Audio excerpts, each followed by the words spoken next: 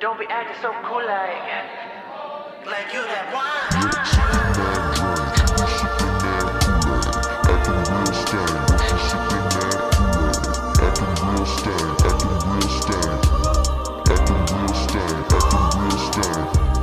You fine, yeah, you fine. And yeah, I know that your shit tight. Damn right. But don't be acting so cool like you that wine. Cool like you that wine. Poolside, late night. I know you're shining up moonlight. Damn right. I wanna know what you look like. Late night. I'm trying to see what you taste like. Damn right. Let a nigga holla at you, right? Show you some find the things in life. You know I'ma do you fucking right. Yeah. Give it to you, it ain't even Look, I wanna get down with your hello girl. Little birdie told me you a bad little girl. Expensive taste, fine wine and pearls, but you best believe I'm finna rock that world. Skinny nigga from the west side. Couple bitches by the beach side. Blunt lit by the moonlight. Finna give it to you all night. Yeah.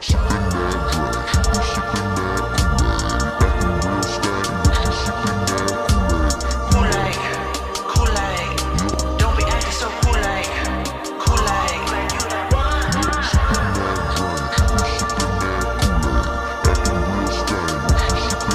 Don't be acting so cool like you that wine. Midnight, green light, get the sheets to the sunlight. Fun night, lock it up so we play fight. We gon' rest till the daytime, playtime. Hey. Shorty on that train, attitude on real stain. He take it to the bank, he don't give you what you like. I know what you like, I know you can write like bite. You fuck with me, fuck the hype, give it to you like it's mine, yeah. And we both like designers. Best friend, go reminder. Lost your mind on the island. Did you ever go find her? Okay. Ever had a nigga shoot straight? Did you own this new slate? Little baby on the new way. Okay. Sipping wine with the Kool-Aid. Let's get it. Let a nigga holla at you, right? Show you some find the things in life. You know I'ma do you fucking right. Give it to you, it ain't even mine. You fine, yeah, you fine. And yeah, I know that your shit tight. Damn right. But don't be acting so cool like you that wine. Cool like you that wine. You fine, yeah, you fine. And yeah, I know that your shit tight. Damn right. But don't be acting so cool like you that wine. Cool like you that wine.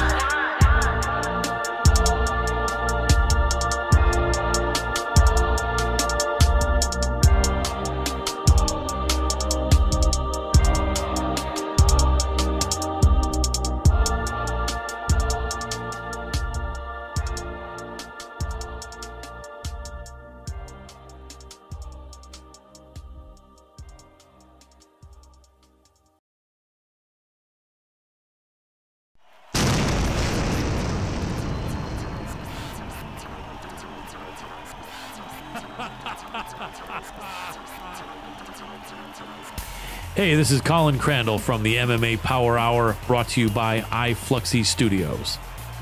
The MMA Power Hour is a show produced by fighters, coaches, and fans of our sport of mixed martial arts, so it is dedicated to anyone out there involved. We have top contenders as well as world champions. We have legends and Hall of Famers in our sport. They're talking about themselves, how they got to where they are, who they are, what they're about, what projects they're involved in, as well as predicting huge upcoming MMA fights and a lot more. Let's get ready to feel the power. MMA Power Hour brought to you by iFluxy Studios.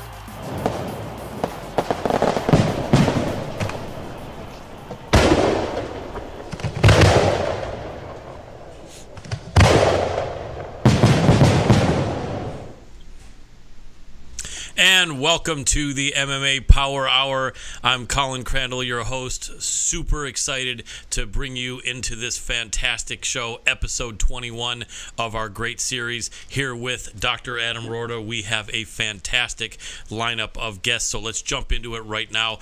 This first guest is a former K1 world champion, an amazing athlete, and also was the president of fighter relations for the World Series of Fighting, now president of fighter relations for the new Professional Fighters League. We're talking about none other than Sugar Ray Sefo. Welcome to the show, Ray. Thank you. Great to be here. Well, we're really glad to have you here. Man, I'm really excited to hear about the PFL, and I know a lot of people know who you are, but I always want to make sure people that don't do and people that know a little bit might know a little bit more. People know that you fought K1 and you fought MMA, but let us know a little bit more about Ray Sefo and how you got into fighting and which different combat sports you participated in. Yeah, I come from a family of boxers. My dad was a boxer. My grandfather was a boxer. Both on my mom's and my dad's side. At the age of 5, I got my first boxing gloves. My dad bought me a pair of boxing gloves, and from that age, 5, 6, 7, 8, I was sparring all my cousins and brothers that were 6, 7, 8, and apparently I did well. So, but at a young age, I thought that was what I wanted to learn, and until at the age of 7, my dad had rented a Bruce Lee movie and a Jackie Chan movie, and it was from there that I was like, wow. And I was asking my dad, like, I want to learn how to use my feet as well, and my elbows and headbutts and whatnot. And it wasn't until the age of 12, I believe, when I worked part-time as while I was at school. I was a milk boy. I delivered milk. And so the way that worked was that, there's a guy that drives the truck, and myself and 2 other guys were kind of like literally just running, picking up people's milk from their doorsteps and dropping milk back off, sort of thing. And that's how I started paying for my tuition. And at the age of 12, I started Wing Chun Kung Fu, which I did that for 6 years. And then from there, I changed over to Muay Thai at the age 18, I believe. And then I had my first fight at the age of 18. And my first amateur fight, I won my second amateur fight. I challenged for the amateur title, the national title, won that, turned pro. With my first pro fight, I challenged the pro champion, who at the time, I think he was 28-3 in his record. And of course, my coach at the time was like, "Are you sure you want to do this?" And I'm like, "Yeah, no disrespect to the guy, but I think he's a good fighter. But I think I had what it takes to beat him." And so in my first pro fight, I fought him for the national pro title and won that title. And then throughout my career, I picked up a South Pacific title, Oscillation title. Then won my first world title not long after that, and then went on to collect 6 world titles in my career. That's amazing. And this was the early fights where you grew up. All those fights were in New Zealand, right? That is correct. Yes. Well, as an amateur, yes. But then I started fighting internationally. My first international fight was actually in Australia, Sydney, Australia. And then when I fought for my first world title, I fought in Shenzhen, China, in front of 40 or 50,000 people. I mean, it was crazy to walk out. I was used to walking out in front of 5,000 people, 6,000 people, and then for the world title, and also I was the main event. I walked out in front of 50,000 people. That's amazing. How did that feel? Were you kind of like distracted to the highest degree, or were you just somewhat, or what was that like? That feeling when you had to go fight in front of that many people? Yeah. I'd always, I've always been a guy that I've always appreciated opportunities, and I've always appreciated where my life takes me, or where the good Lord kind of directs me to go. And so when I was walking, because the way they did it was a world tournament there. And the way they did it, they brought out fighters, they had a lady in the front that walked and carried the flag, and it was just like the Olympics. And so I just felt, really humbled and honored that I had the opportunity to do that. And so, and it didn't help that two of my teammates that was on that card both lost. And so it really came down to where I was like, okay, I got to show up and do something here. Yeah. And that's amazing. And so, needless to, and of course, then the fight happened, and I won my first world title there by knocking him out in the 3rd round. That's amazing. And these early fights were all boxing, or were all kickboxing, or both? I wasn't clear. Both. Okay. They were both. Excellent. Yeah. And did you have a preference over with one or the other, or you like both equally? I'm a huge boxing fan, but but as a martial artist, I prefer the mixed martial arts because it allows me to kind of pretty much use my whole body. Right. From kickboxing to wrestling to jiu-jitsu to throws, judo. So for me, I think overall, as an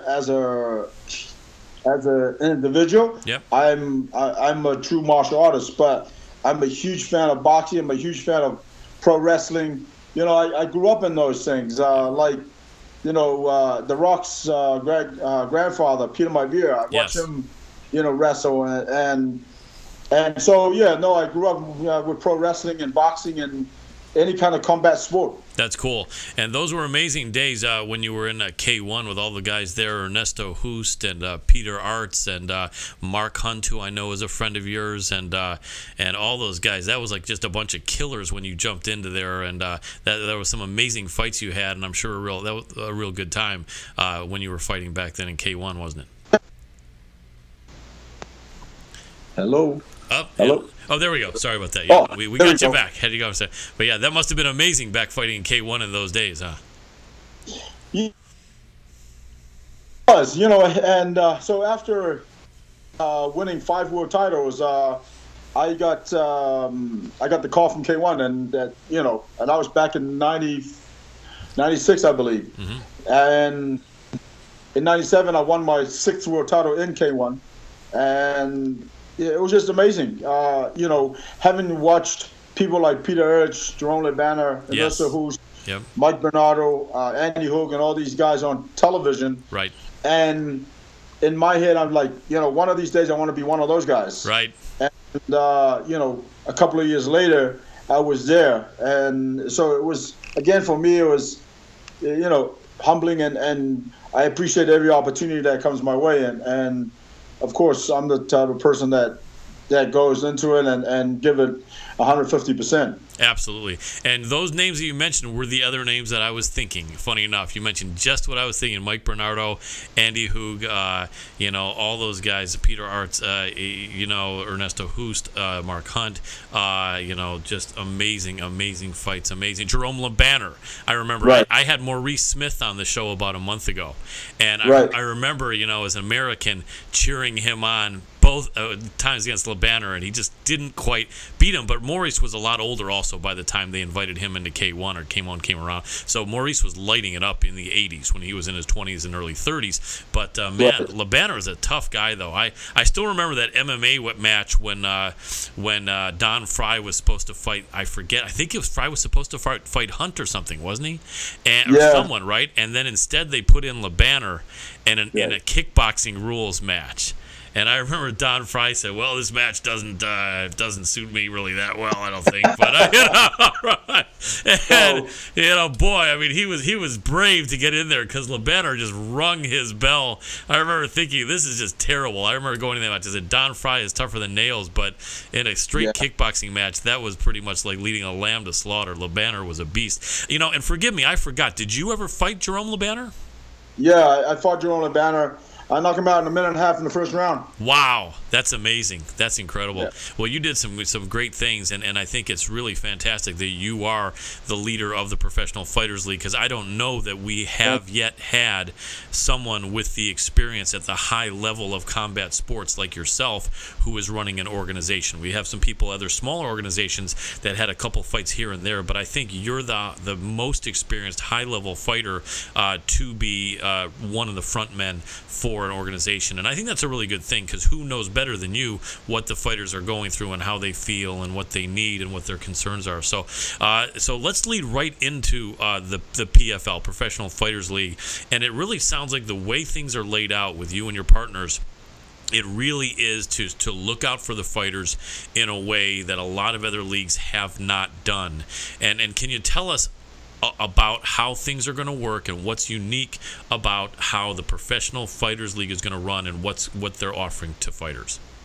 Well, it's a there's a lot of talk about, it's been done before.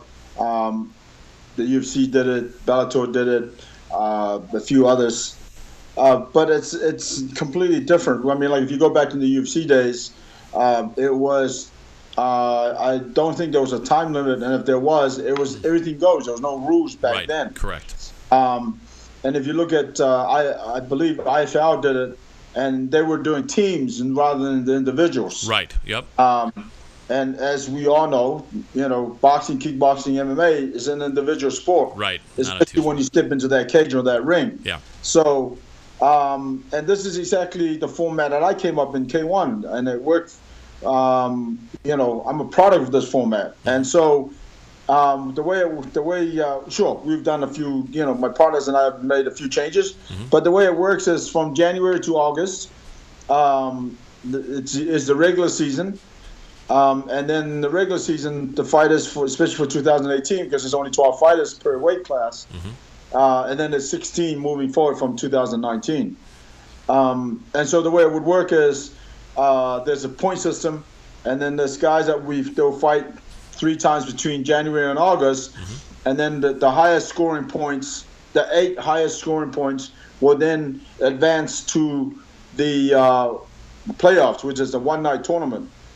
And whoever the finalists are in that one-night tournament per weight class, then they will meet 2 months later as for the finals.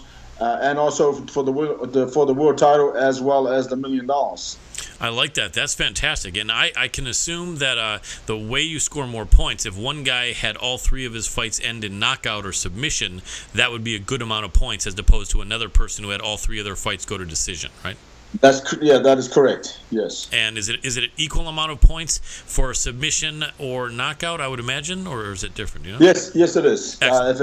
Yep, it's an equal amount of points. As long as you finish the fight, you get that amount of points. I like it. And so it sounds like even if a fighter doesn't advance to the playoff, they are getting their 3 fights in that one season, in the one season, right? In the regular season, yes, that is correct. And that's fantastic, because a lot of fighters are not getting 3 fights in a year and a half in some other organizations. So, yeah, this is something that I think is really important. And the fighters that do advance to the playoffs could get 4, 5, or even 6 fights in a year, right?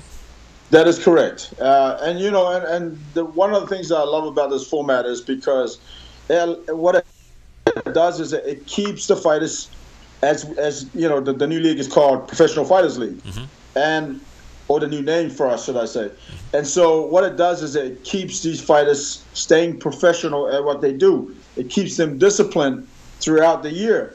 As I'm not sure if you're aware, but most guys, they go into one fight and then they don't fight another 6 months later. Right. And so in that first month and a half after, fighting, they're pretty much letting themselves go, and because that's just, they're used to that. Right. Well, in Professional Fighters League, you have to be disciplined and you have to be dedicated to your craft.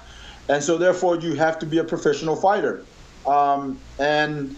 You can't just finish one fight and then go and let yourself go, because you're fighting again in 2 months' time or a month and a half. I like that. So, again, like I said, it's going to be the best of the best. Eventually, that's going to happen.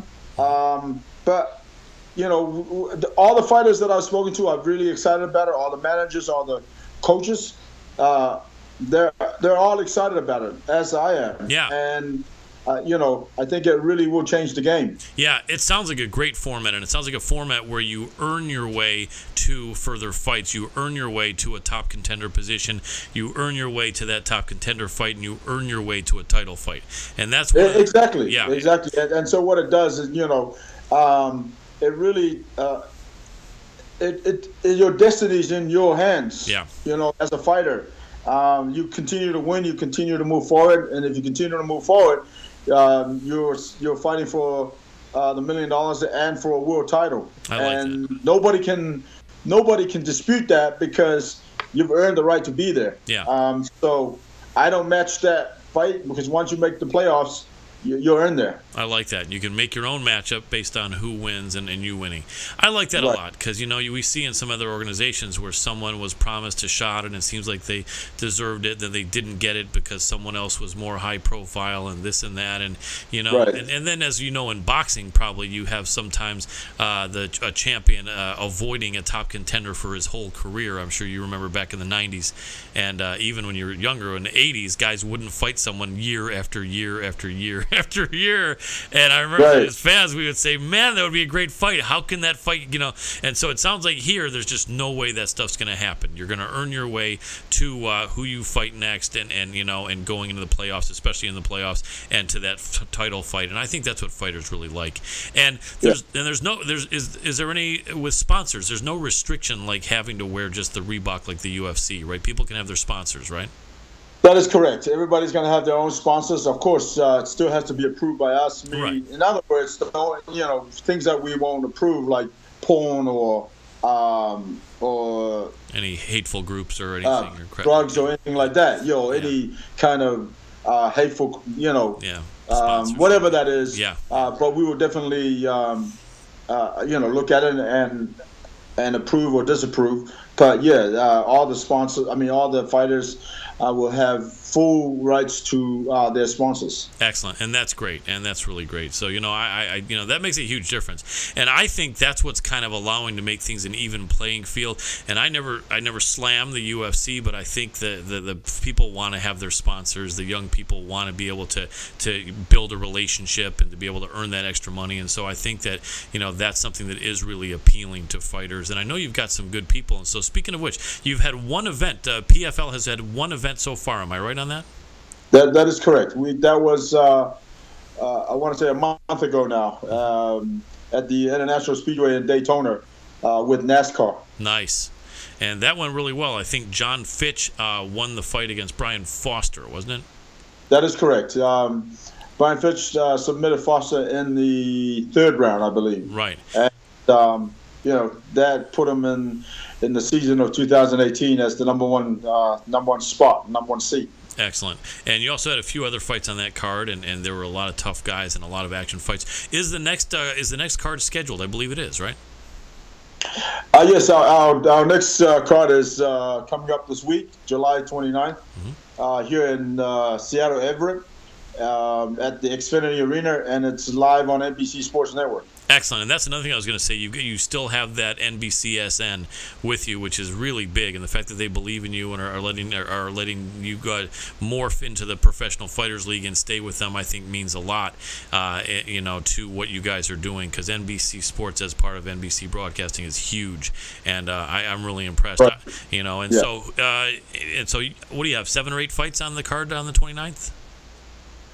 No, we have 11 bouts for that night. Fantastic. What are the first couple? I hate to put you on the spot because I know you got to. Yeah, no. The first couple was, in our prelims is a young fighter, originally from out of Hawaii, now resides in Vegas, Puna Sororano. Okay. And he'll be going up against a local guy here, John Gover. And then. And that's at 185. That's middleweight. Then a welterweight fight between Miles Hunsinger and Andy Negret. I hope I'm not Negrado. No problem. I hope I'm not the guy's name. All right. And then there's Dale Sopi out of Arizona will be facing. His opponent fell out actually, and so Jared Jorgensen stepped up. And then Lewis Taylor versus Tyler Vogt. Luis Firmino versus Eddie Ellis. Love that fight. Firmino is amazing, and he fought for you That's a lot. right. Yeah, he fought for you a lot in World Series of Fighting. Exciting guy. Isn't they call him the Baboon or something like that? Isn't that it or something? Something like that, Yeah, actually. yeah, I love that. He's amazing. Biscoppi. So yeah, go ahead. Biscoppi, or no, that's right. Biscoppi is Firmino. That's it. The Baboon was a different guy that fought for you. I know against Justin Yeah, Gaethje. that was Palomino. That's right, Palomino. Yeah, he's that's amazing right. too. But yeah, Biscoppi. Yeah, he's a great fighter too. Yeah, and so continue on. Who else is on this card for the 29th? We have Jared Rocher versus Nick Roseborough. Excellent. And then Josh Copeland versus Mike Kyle. Very tough guys. Two names that's been in the game for a while too. Absolutely. And then to open up the TV portion of which is the main card, is Rex Harris, another middleweight fight versus Bruno Santos, out of Brazil. Originally out of Brazil, but kind of lives between the U.S. and Brazil now. We have Jake Shields. Everybody knows who Jake Shields is. He's a legend in the sport. But he's facing a young and hungry guy in Danny Davis. Definitely. Danny's a guy that trains with us at the Extreme Tour at our camp in Las Vegas. And, he's excited about the opportunity. He knows it's a big fight, but he's also ready for this, to step up. And, very tough fight. It's a toss-up. It's a 50-50 fight. Yeah. And it depends on who wants to, how one implements their game. But I think it's a real interesting fight. And then the co-main event is Yushin Okami versus Andre Lobato. Yushin Okami, obviously a well-known fighter also. Absolutely. Out of Japan. And Andre Lobato, who has comes into the fight with a 25-6 record. I think he's on a 10-fight win streak. Wow. And the main event is Andre Harrison versus Steven Rodriguez. That fight's going to be good. Both guys fought on the same card in New York earlier this year. And I think, it's going to be fireworks in that main event. Absolutely. Harrison is the one I'm more familiar with in that main event, and I was really impressed with what I saw of him. And, this sounds like a really great card. I had forgotten that Shields was on this card, and Davis is going to be a tough fight. This is going to be a great card. So we're talking that this is going to be on Saturday. This is on Saturday then, right? Saturday the 20th. Yes, that is correct. Yeah. That's on Saturday here at Seattle Everett. Excellent. July 29th. Excellent. That sounds great. And are these events, Professional Fighters League events numbered like PFL 1, 2, or you're not going to do that? No, we kind of we're not sure yet. Right. We talked about it, and I think we're probably not going to number, but we'll come up with a system like the way K1 used to do it as well. Right. Depending on the show, and we'll find some names. I like it. That sounds good. Now, if someone wanted to get into the Professional Fighters League, obviously, I always tell my listeners that, you don't want to try to get in if you're 14 years old or if you're 60 years old or something like that, to try to goof around. But if someone is, a fighter of a reasonable age and has had some amateur experience and wants to try to get in, because you're not featuring any amateurs at this point. It's all pros, right? No, it's all professional. It's all pros, yes. It's funny you say that because I have hundreds and hundreds of emails every week, and at least half of those emails is guys that want to turn pro, or guys that's 2-1, right, or 1-0, and unfortunately, in the Professional Fighters League, it's going to be 16 fighters that's going to be picked per season. Right. And so, and all those guys that are the top 16 guys, most of these guys, if you look at someone like Jake Shields, for example, he's 31-9-1. Yeah. There's no way the commission is going to allow for him to fight a guy that's 5-2. Or, right. You know what I mean? Yeah. So, guys have to be, professional fighters, and they have to have at least over 10 fights. Yeah. Okay. And that's good. No, I'm sorry to interrupt you, but that's important because, yeah, you hate to have a kid think that you're contacting everyone else who's 1-0 or 2-1 except for him.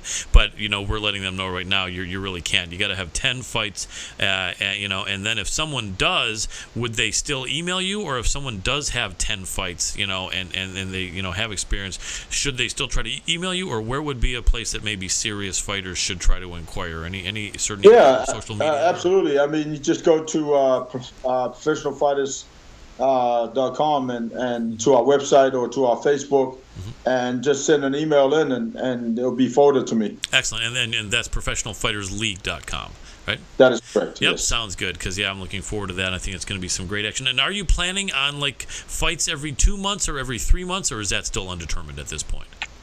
Right now, just one of the schedules that we looked at, it's, I think 2018 we have, I want to say, between 20 to 24 shows scheduled. So there's some months that we're going to have 2 shows, and there's some months that'll be just 1 show. Okay, that's all right. That's still a really good amount because the WSOF did usually about 1 show every 6 or 7 weeks, wasn't it? Yeah, we did. Well, we did 10 shows per year. Right. So it's pretty much like for Professional Fighters League, it doubles the amount of shows. Excellent, and that's great. I'm really excited about that. I'm sure you are as well. Right. Yeah, absolutely. And one of the things that I get a lot from the fighters is that they're not busy enough, and so Professional Fighters League is going to provide that that void where now fighters, like I said, not only that they're going to be busy, but also they really have to be professional fighters. Good. And that's important. And one of the things I think you mean, just in case some of our listeners are not as educated, is if a fighter knows he's probably not going to fight for another 6 months or a year, he can start eating a diet of hamburgers and pizza and everything else every day, right? And then, if someone calls him, he'll be 40 or 80 pounds over his weight. In a Professional Fighters League, you're going to be fighting in a couple months, so that people have to stay, if not exactly on weight, at least close and at least in the gym. And it's better that way for most athletes in leagues, sports go on for most of the year, and it's best to stay in shape, not be out of shape for 5 or 6 months. I'm sure you'll agree. Yeah, exactly. I mean, in this format, what it does is it allows you to have a burger, maybe 1 or 2 burgers through that week after the fight, and after that, you're right back into your, dieting. Right. Yep. Decline. Absolutely, and right back into the gym, doing what you got to do. Absolutely. And I heard what you're saying. There we go. Perfect. Okay. Right. Yeah, and that's better. I think that's better just for the health, and also that's what the fighters want, is to be busy. And I'm really excited about that. I think this is going to be a great league, and I'm really looking forward to it. And NBC Sports Network, most cable providers have nowadays, so you want to look it up on your cable TV. It says NBCSN. And I think they have it in HD. It used to only be in HD, but now I think it's in HD and also regular for people that still don't have an HD TV, if I think they still exist. So it's out there, and you check it out. Most cable networks have it. Amazing stuff. So let me ask you this, Ray. I know you have another obligation, but want to ask you the question that's on everyone's mind as far as fights, and give me a couple minutes of the Sugar Ray Sefo breakdown on this Conor McGregor versus Floyd Mayweather. You fought as a boxer, you fought as a kickboxer, and you fought as an MMA fighter, so you're about as perfect a person as there exists to ask this on. And I know there's no guarantees, but what's not only your educated opinion of what happens, but how do you see it unfolding and playing out? Well, listen, I think McGregor's done great for his career in MMA, and all the credit to him. But you're not fighting an MMA fight; he's fighting a boxing fight, but not just a boxing fight. You're fighting one of the best in the sport, and Mayweather is, listen, they can say he's 40 and whatnot, but Mayweather's a guy that lives healthy, eats healthy, looks after himself. And so his 40 in terms of, of an athlete, he's probably in his 30s, or he's probably 30 years old in a way. Because if you look at Mayweather's career, he's never been outboxed. Right. He's never been badly hurt. He's never been in a fight where it's just a war or anything. A war. Yeah. He's always been a very intelligent fighter. The way his cross forearm defense that nobody can get through. Yep. And he's proven that time and time again. Conor McGregor has no chance in the world. Yeah. I mean, listen, it's a fight game. You can land one punch, but the way the way Mayweather prepares for a fight, Conor McGregor has no chance whatsoever. Yeah. No chance. Yeah. And I see it going no more than 5-6 rounds. Yeah. I'd be very surprised if it goes 3 rounds, but at the same time, I don't see it going any more than 5-6 rounds. Yeah, then Mayweather's hand's gonna be raised. Yeah, it's gonna be hard for Conor to really even hit Mayweather, I would think, wouldn't you? Yeah, absolutely. Any boxing expert or anyone with common sense that understands the way Mayweather fights. Yep. Conor McGregor, again, like I said, listen, I give him credit for stepping up and doing something like this, but the UFC has given him a great platform to showcase his skills. Yep. And it's giving him an opportunity to get a fight like this with Mayweather. And so, at the end of the day, both of them walk away with a lot of money. Yep. To me, I'm not really interested in the fight, to be honest. Yeah. Because it doesn't really do anything for boxing and doesn't really do anything for MMA. Right. Other than that, there are 2 guys out there that's going to put it on the line and make millions and millions of dollars. Yeah. And great for them. Yeah. But in terms of the sport itself, I still think Mayweather's going to have his hand raised and win that fight any way you look at it. Yeah, that's what I think also. I was talking to the UFC welterweight champ on my show, Tyron Woodley, a week ago, and he felt the same, and I told him that I talked to probably 40 or 50 other current or retired MMA fighters and kickboxers and boxers, and they all felt the same except for probably one.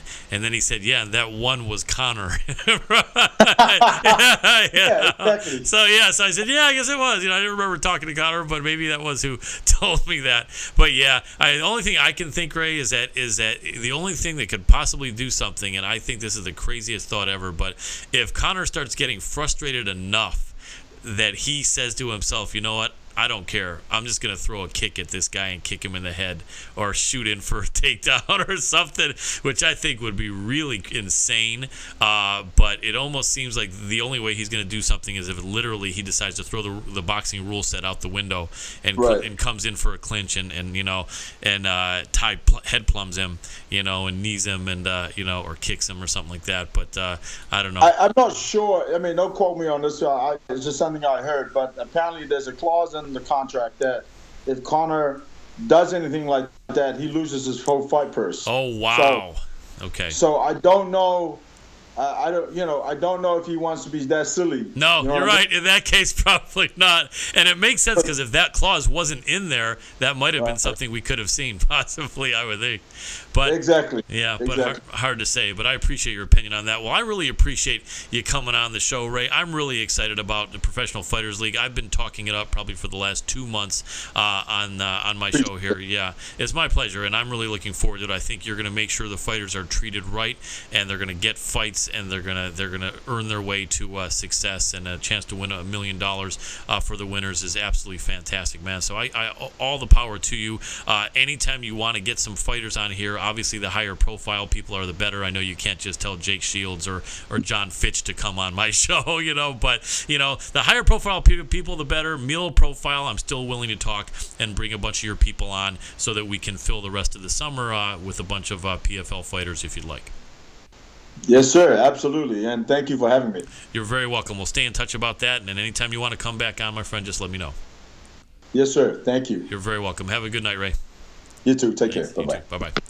And that was Sugar Ray Sefo. Really, really nice guy. I think the PFL is really going to be a an organization that makes it. I really do. They've got the right idea. They've got a cool format, and I think that with the way they're going to treat the fighters, you can wear your sponsors on your shirts and your shorts. You're going to get to fight a lot, and Ray really cares. He was a fighter in the trenches at a high level, and I know we've had people that fought before on our show that a couple times, but as a high level fighter at the highest level, to be one of the top people in the organization running things, I think this is we're talking about Sugar Ray Sefo as that man, and I think he'll take care of his fighters and make this a really great organization. Anyway, we're going to be coming back with our next guest after these brief messages, but I do want to thank Fuji Sports. Check out the website. Go and put in Power Hour in the discount code. Get 15% off the great gear at Fuji Sports. Want to thank also Cross Train MMA Fighter. They're still doing that 20% off their regular price. Hit them up or hit us up. We can put you in touch with them.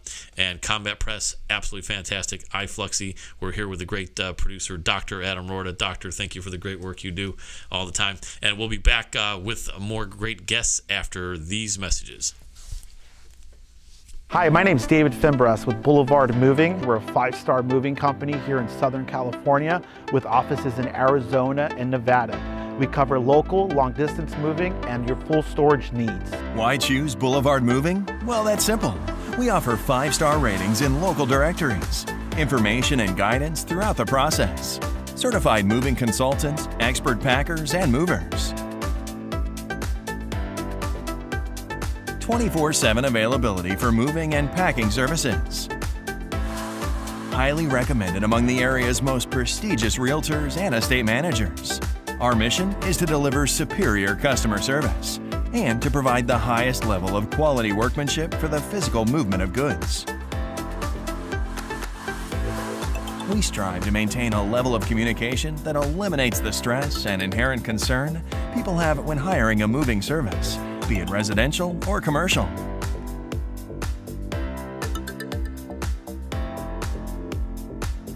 Call us today at 844-274-0500 or visit www.boulevardmoving.com.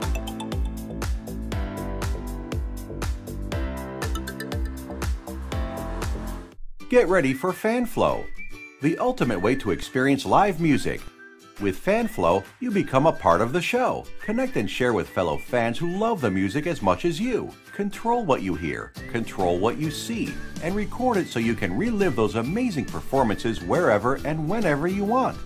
Before the show, you decide the playlist and interact with the venue. During the show, you share your experience, buy what you're hearing, and hear what you want. FanFlow gives you the superpowers you wish you could have at a live performance so you become a part of the experience and connect with your favorite performers.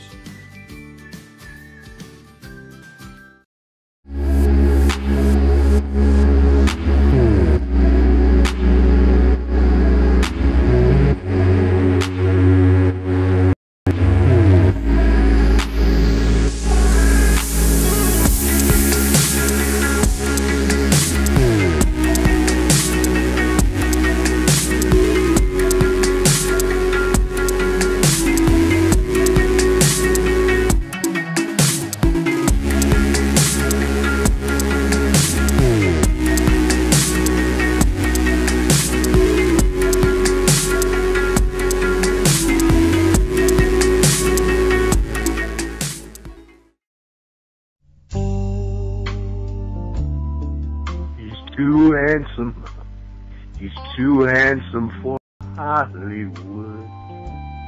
He's too sexy. He's too sexy for his own good.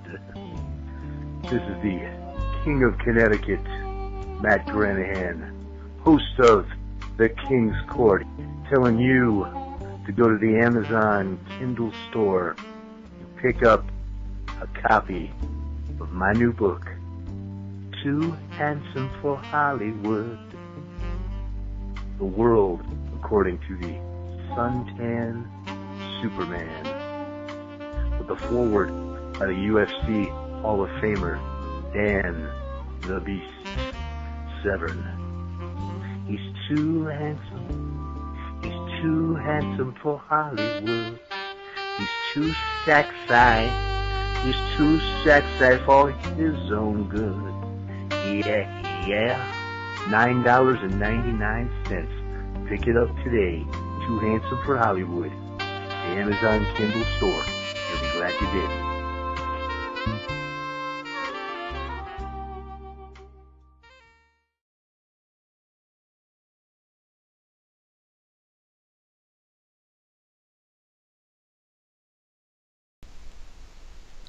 Okay.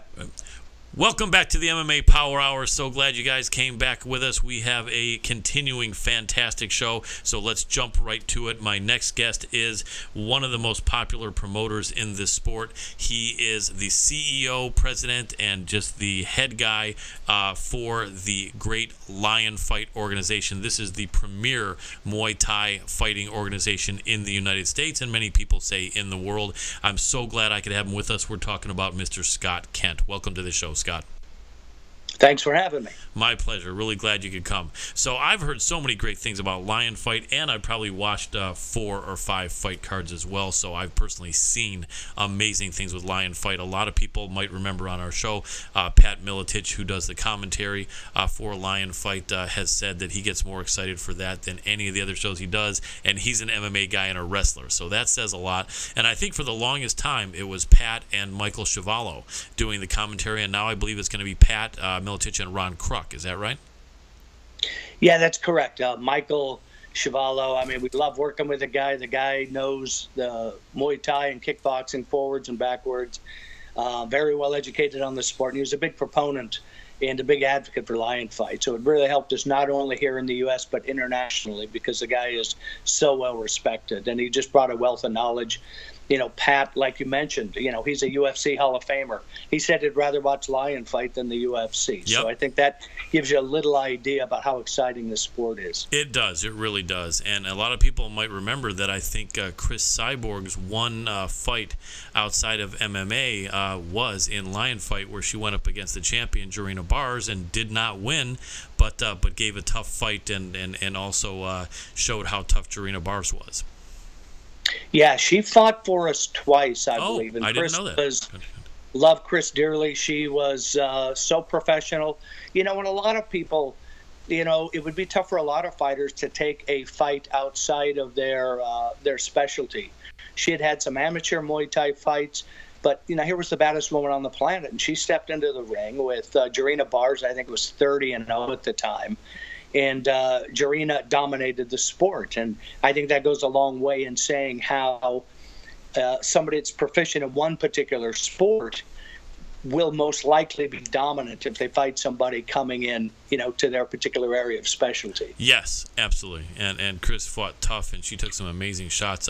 One of our guests pointed out the kicks to the face that she took from Jorina Bars were amazing, and then to come back from them, you know, and still hang in there. Chris is amazing, and she's got a great fight coming up, and MMA is definitely her realm, but she shows that maybe she doesn't beat the very best in Muay Thai, but she can hold her own, which is amazing for someone who spent her whole career majority of the time as a mixed martial arts fighter. Yeah, absolutely. And she emailed me last week. You know, she keeps in touch, wishing us the best on our next fight. She follows us. You know, we follow her. We're huge fans of Chris Cyborg, and again, I think she has been and will continue to be the baddest woman on the planet. Yep, absolutely. She's amazing. Well, let's throw some more light on Lion Fight, and we're going to throw some light on what's coming up. But let's back up a little bit, and for people that don't know, when was the first Lion Fight fight for the promotion, and how did the promotion come about? It's about 7.5 years ago. We did 3 shows out at Prim, Nevada. I was a former casino executive, but had trained Muay Thai for many, many years at the time, and had trained in Thailand. And we felt that Muay Thai really needed somebody to really push it to the, you know, something into the national narrative of combat sports. UFC was starting to take off. And we felt like this is a sport that's tailor-made for all those people that keep saying, you know, I don't like the wrestling, I don't like the jiu-jitsu, I don't like the guys getting their faces smashed into the ground. Right. Here's a martial art that's been around for centuries, the national sport of Thailand, and it allows you to use your kicks, your knees, your punches, and your elbows, all of the most exciting stand-up fighting elements in stand-up fighting. And, we were kind of in the right place at the right time, and we worked pretty hard, and this will be our 37th fight. That's fantastic. And this fight we're talking about, this Lion fight number 37, is going to be on the day after tomorrow, July 28th. Tell us where that's going to be and some of the big fights on that card. Yeah, we're at our home on the East Coast, Foxwoods Resort Casino here in Mashantucket, Connecticut. They've been big supporters, big fans of Lion Fight for a couple of years now. We love coming out here. We get great fan support. This particular card is special. We're going to put our world champion, Smokin' Joe Nuttawut, out of Atlanta via Thailand, who has become one of the most dominant Muay Thai fighters on the planet. He's going to be fighting Petstanong Banchemek, who has nearly 400 fights. Wow. Multiple-time world champion. I was doing an interview the other day, and somebody said, is that a misprint? Is that right? It's amazing. Nobody's had 400 fights. And I go, no, he actually has. So to get that level of Muay Thai talent, really the best in the world, and to be able to showcase it here in the United States, it's something we've just been thrilled about. And then the co-main event, we've got two of the top American fighters. We're going to introduce a new cruiserweight title. It's a Battle of New England, two superstars out here on the East Coast, Chip Moraza-Pollard and Paul Banasiak. They both fought on Lion Fight cards in the past, and we felt this was an opportunity to start to elevate the American fighters to that international level. And I think these guys are going to do everybody proud. Absolutely. I think so, too. And they are coming up next after we talk to Scott a little bit more. We're going to have Paul Banasiak first, and then Chip Moraza-Pollard, and we're actually going to have them both on together for a little bit to do a little bit of talking. So we're gonna really have a great remainder of our show representing the great Lion Fight promotion, and I'm really excited about that. So that sounds like a real passion of yours, being that you trained in Thailand. I really like when someone who is at the top of an organization, I was just telling Sugar Ray Sefo this about the Professional Fighters League, that he's the head man. I like when someone who's running things has fought and has been in there. And the fact that you were in there in Thailand and trained, it shows that you know what these guys are going through, and you have an understanding of who they are and what they sacrifice. And I think you have a great respect for that, and I think the fighters see that, I believe, in Lion Fight. Yeah, Ray obviously is a good friend of ours. Nothing but respect for him and what he's accomplished in his fighting career and as a promoter. And again, it's more than just a sport. This is something we're passionate about, because having been in Thailand, and once you become familiar with the cultural nuances and the history of this sport, I had a successful casino career, and I'd done pretty much everything I ever wanted to do or dreamt of doing. Mm-hmm. This was really a passion of love for me, to be able to come in, build something with, a handful of people. Christine Toledo was there at the beginning. We brought some investors in, and it's kind of the American dream, the business story where, you start with nothing and you build it, and there's a lot of adversity. Anybody that's ever run a small business before, and we're kind of swimming upstream against the MMA media and all of the attention they get. But you know what? We're thrilled where we're at. And I was fortunate enough to have lunch with Dana White and Lorenzo Fertitta last year, and we were talking about how far Lion Fight is coming, how it was really light years ahead of where the UFC was at this time. Right. So, we feel like we've got the best stand-up sport out there. We've got the best promotion out there. We're bringing in the best fighters. And we're also creating an environment where our American fighters will finally have a stage and be able to develop themselves to the world-class level. I like that. And every Lion Fight is being shown on Access TV, isn't it? Yeah, they've been great partners. We finished a 3-year contract with them. January, we signed another 3-year contract. Tremendous support for us, tremendous partners. Between the venue deals we get and the Access TV deals we get, we're in a very good position now for long-term growth. Excellent. And are the fights always on Friday nights? Yeah, Access has an established Friday night fight format. They do some MMA shows. They do some Japanese wrestling. And Lion Fight is the only Muay Thai promotion that they do. And again, we're trying to separate ourselves from everybody else, and they've been tremendously supportive of us. That's great. And you're doing about 5-6 fights a year. Is that the case? Yeah, we're looking to increase that number. I think this year we might do closer to 7 or 8. We've still got some dates here at the end of the year we're trying to pin together.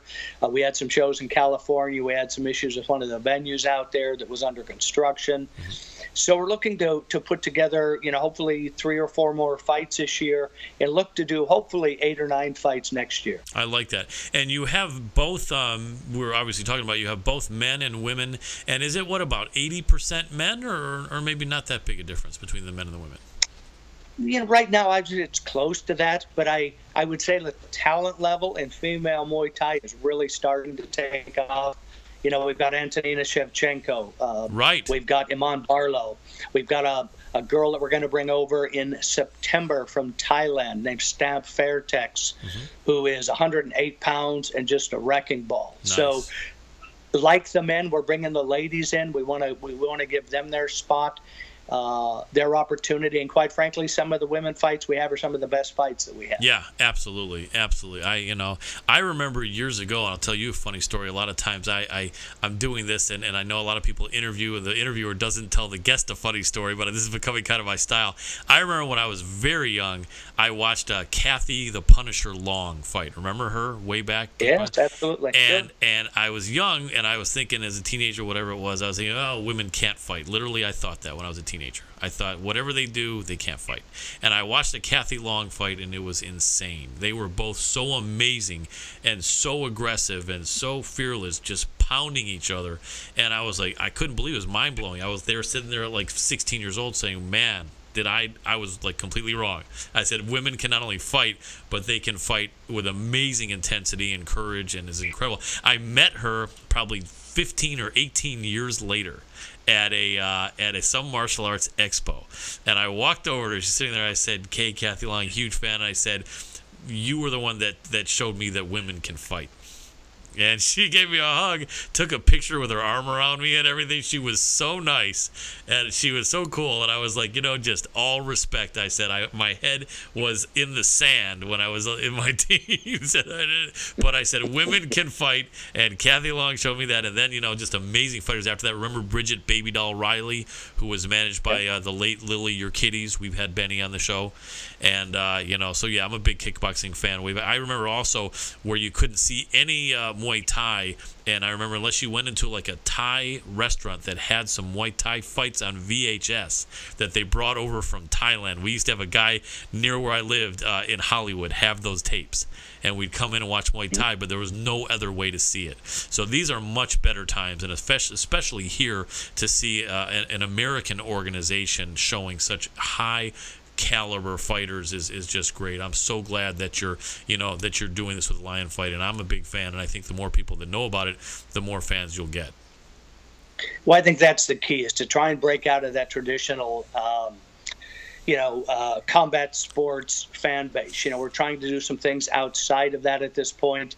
Just one point on those female fights. A couple fights ago, we had Jerry Seitz, the American Fighting, Andra Aho, and I don't know if people saw that fight, but she was covered in blood. Right. She refused to quit. Yep. They continued the fight, and she ended up with 12 staples in her head and 11 stitches, and she came up after the party with her head all wrapped in bandages. And nice. I had so much respect for her. I had a lot of respect for her before that, but just to see how tough this girl was, and she just kept coming.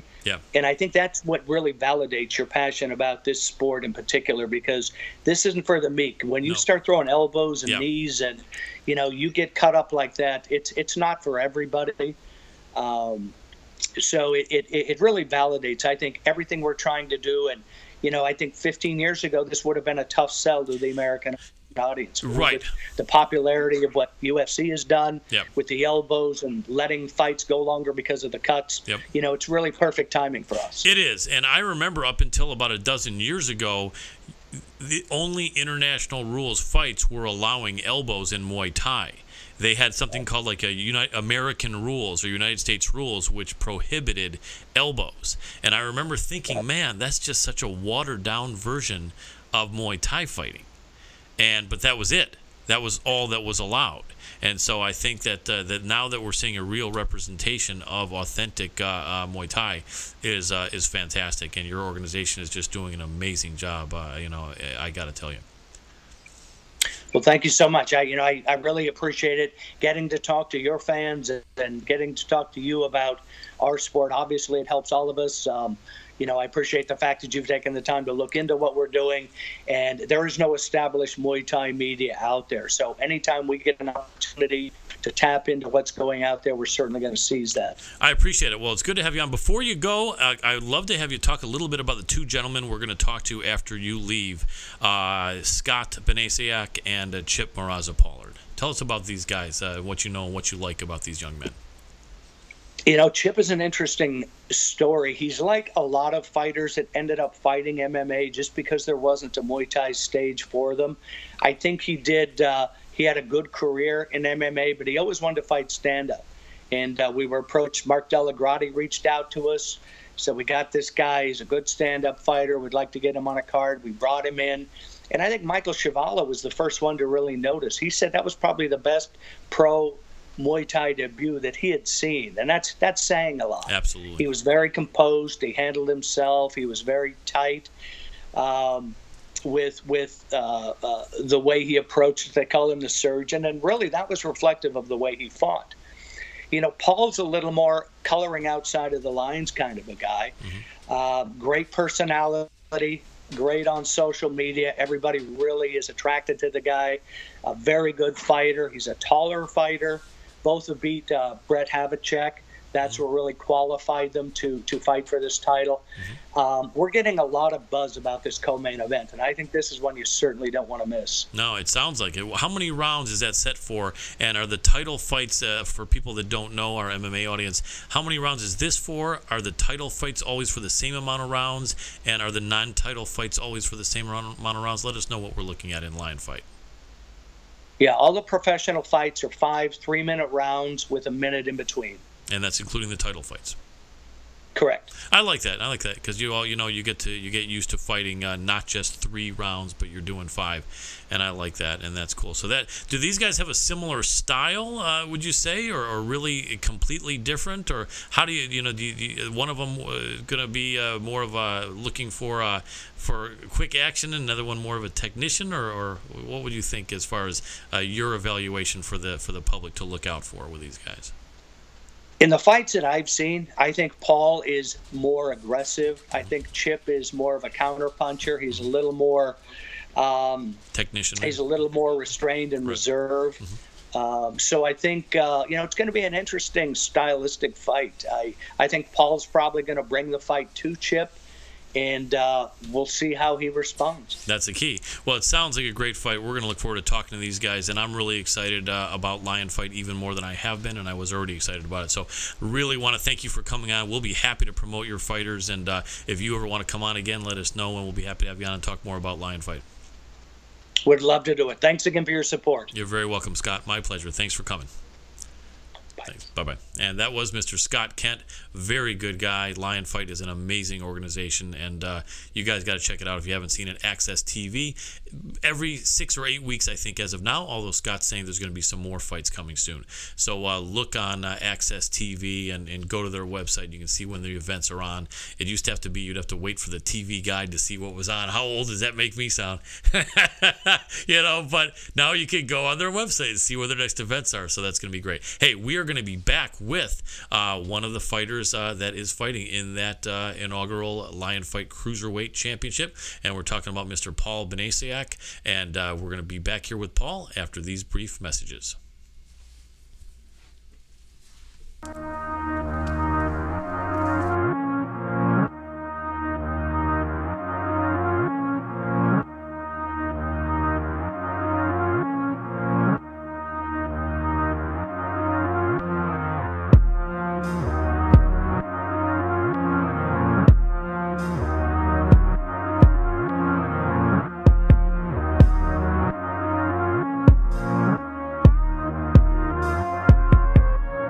Stay turned up with a young fly nigga from the west side.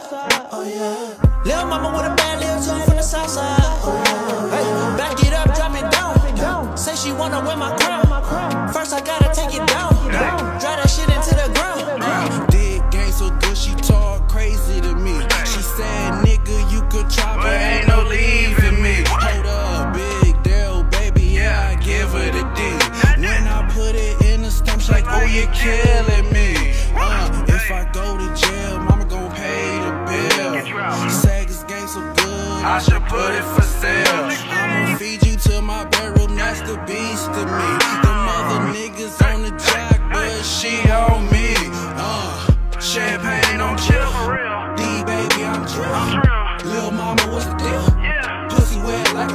Beat it up, Holyfield. Smoking cookies, Mrs. Phil. Grown man in the field. Baby girl, what's the deal? Stay turned up with a young fly nigga from the west side. Lil' mama with a bad lil' too from the south side. Hey, back it up, drop it down. Say she wanna wear my crown. First I gotta take it down. Drive that shit into the ground. I drag it through the dirt like I'm pairing you. I'm a player, baby, I ain't man shit. You can ride with a nigga down the coast though, but please don't stuff both hoes. She on that Montana, that's the coke boy. She said it makes the demons come out. She gets freakier with her mouth. She likes deep throated with no doubt. Hey, she back on the shift, singing like whips. I bust in her mouth, now she gurgling shit. I'm a pimp by blood, not coincidence. I'm like a bad bitch, blindfold, trusted pimp. I'm leaning to the side, looking for a bad bitch to find. My eyes on the prize, I'm wildin' tonight. Don't try to stop me now. My grind is on the rise. Your bitch is on the side. And I'm sliding her tonight. I'm sliding her tonight. Ooh. Stay turned up with a young fly nigga from the west side. Oh yeah. Lil' mama with a bad lil' too from the south side. Hey, back it up, drop it down. Say she wanna wear my crown. First I gotta take it down. Drive that shit into the ground.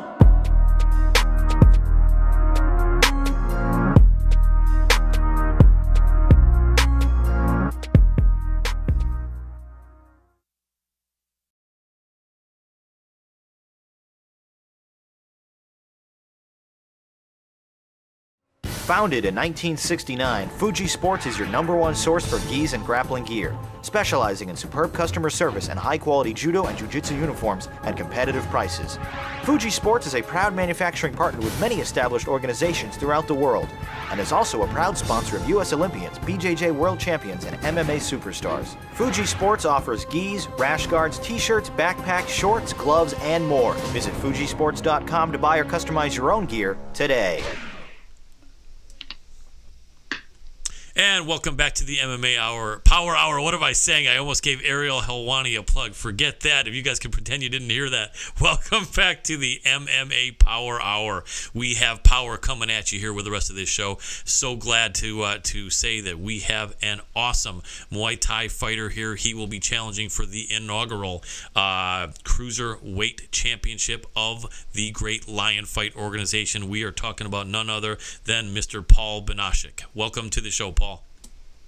Oh man, perfect. Pronounce my name perfect. That must be the first one. Man. I love it. You already gained a fan. I love it. A new fan and a new like on your website. I man. love it, man. I'll love take it. I will take it. You got it, man. You deserve it. You're going out there fighting and putting it all out there for the fans, man. With me being one of them, man. So very happy to have you. So this will be the very first cruiserweight championship, and so no one's holding it. So you and your opponent Chip are fighting for the vacant title, and you got to be excited about that.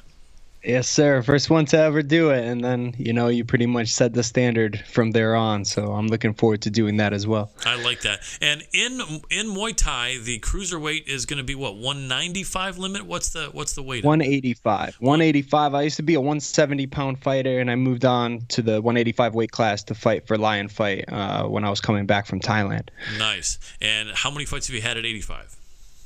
That was my first fight against Brett, the WBC champion. That was the last fight on Lion Fight. So that was my first one at 185, and I felt amazing. Conditioning, everything. I have a completely new philosophy when it comes to cutting weight and how it affects the performance. Good, because I think we saw with the new interim UFC middleweight champion, Robert Whittaker, that worked for him, and it was the exact same divisions you were talking about. He was at 170 looking good but not great and killing himself to get there, and then he goes to 85, and I think he hasn't lost. He's won 5 or 6 fights in a row. So I think, like Boss Rutan always said, right, there is something to be said for fighting at a weight that's not killing you to make, isn't there?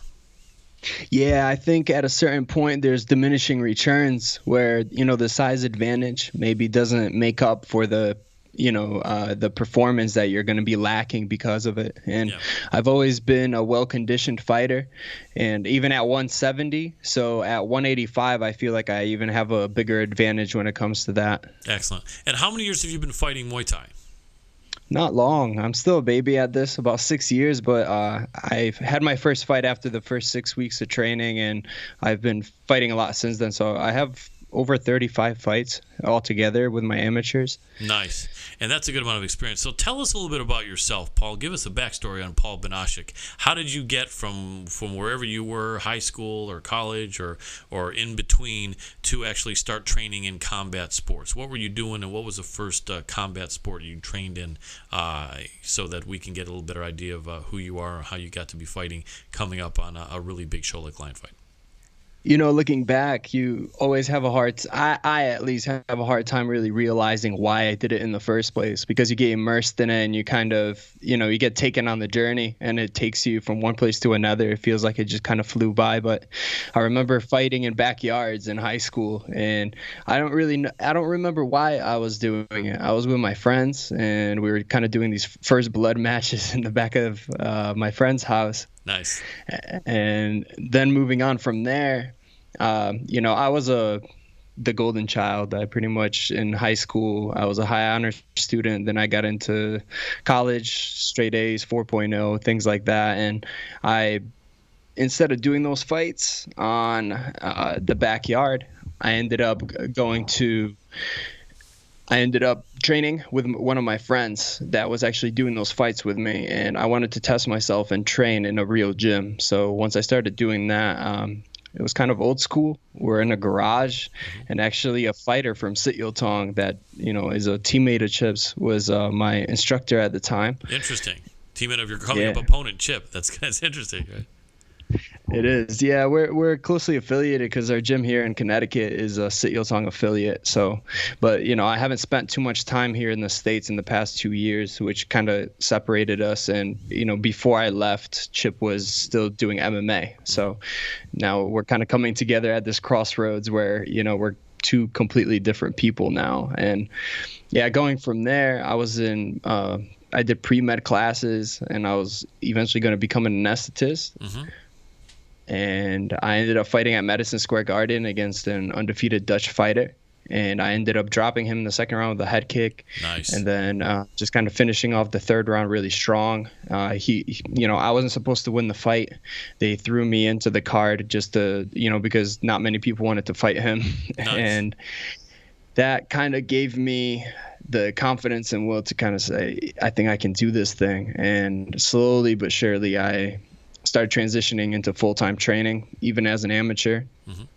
And I finished up a different degree to pursue this passion, moved to Thailand. I mean, this is just a very, very short story. I mean, I write about this. I can write an entire book about this. But, yeah, it's just always one thing leading to another. And, yeah, I'm glad that I went on this journey. You know, it's only been 5 or 6 years, and I've had some of the best years of my life doing it.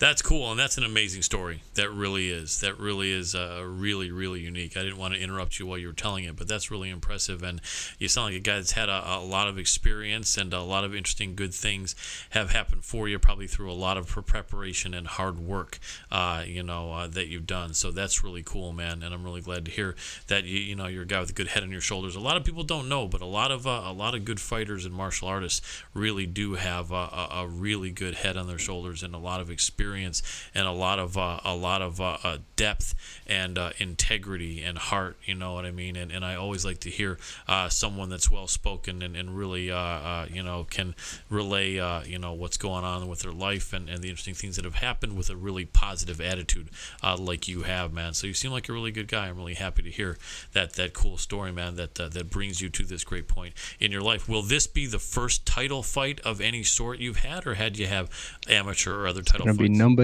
number 10. Wow. 10, a real nice number there. That is cool, man. So you've had 9 other title fights throughout the amateur and pros. That's amazing. So this will be number 10, and obviously it'll be a big one, but it sounds like from the other ones that you're not maybe necessarily extremely nervous, or this is not throwing you being a Lion Fight title fight because of the fact you have had that experience with belts on the line, I would think, right?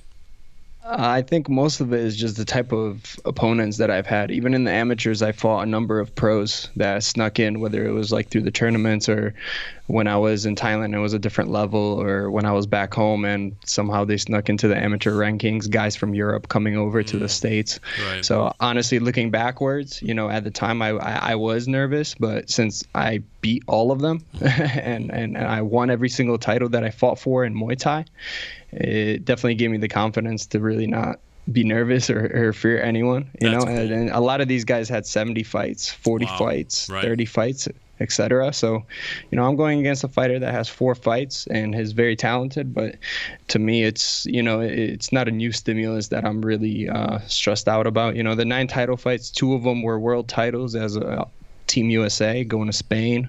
I have 4 national titles. I took every single weight division one of the years, and I was national champion 2 years in a row. And then the rest of those were just promotion titles. Nice. And have you been able to avoid injuries? I know it's not possible to avoid all injuries, but have you had you know, any major problems over the years, or not, or none, or some? Nothing that affects me to the point of making me stop. I've grinded through most. I mean, I get injuries, but I don't really pay attention to them, if that makes sense. Yep. You know, I naturally, you know, I work around them. So even when I have them, I just focus on other weapons. However, one of the ones that definitely stands out is when I was in Thailand and I had the mission of staying out there and fighting as much as possible. And then on my pro debut on Super Muay Thai, which is Bokao's promotion, I ended up breaking my face in 4 different places. And after those fractures, it definitely stimulated a lot of stress throughout my family and myself. And even though it didn't really affect my training, I definitely couldn't go back in a fight with a fractured face and my breathing being a little bit off. Yeah. So I had to stay out of fighting, and then the king passed away. So there was a time where I didn't fight for almost 4 months, and I was looking to fight multiple times, either a month or at least once a month. So then I ended up fitting in 3 pro fights within 5 weeks. Wow, that's crazy. That's amazing, man. And you were able to come back without having great fear, or without, you know, the damage really making things terrible again. Your face held up, it sounds like, in other words, with the rest that you had, and didn't break again, it sounds like, right?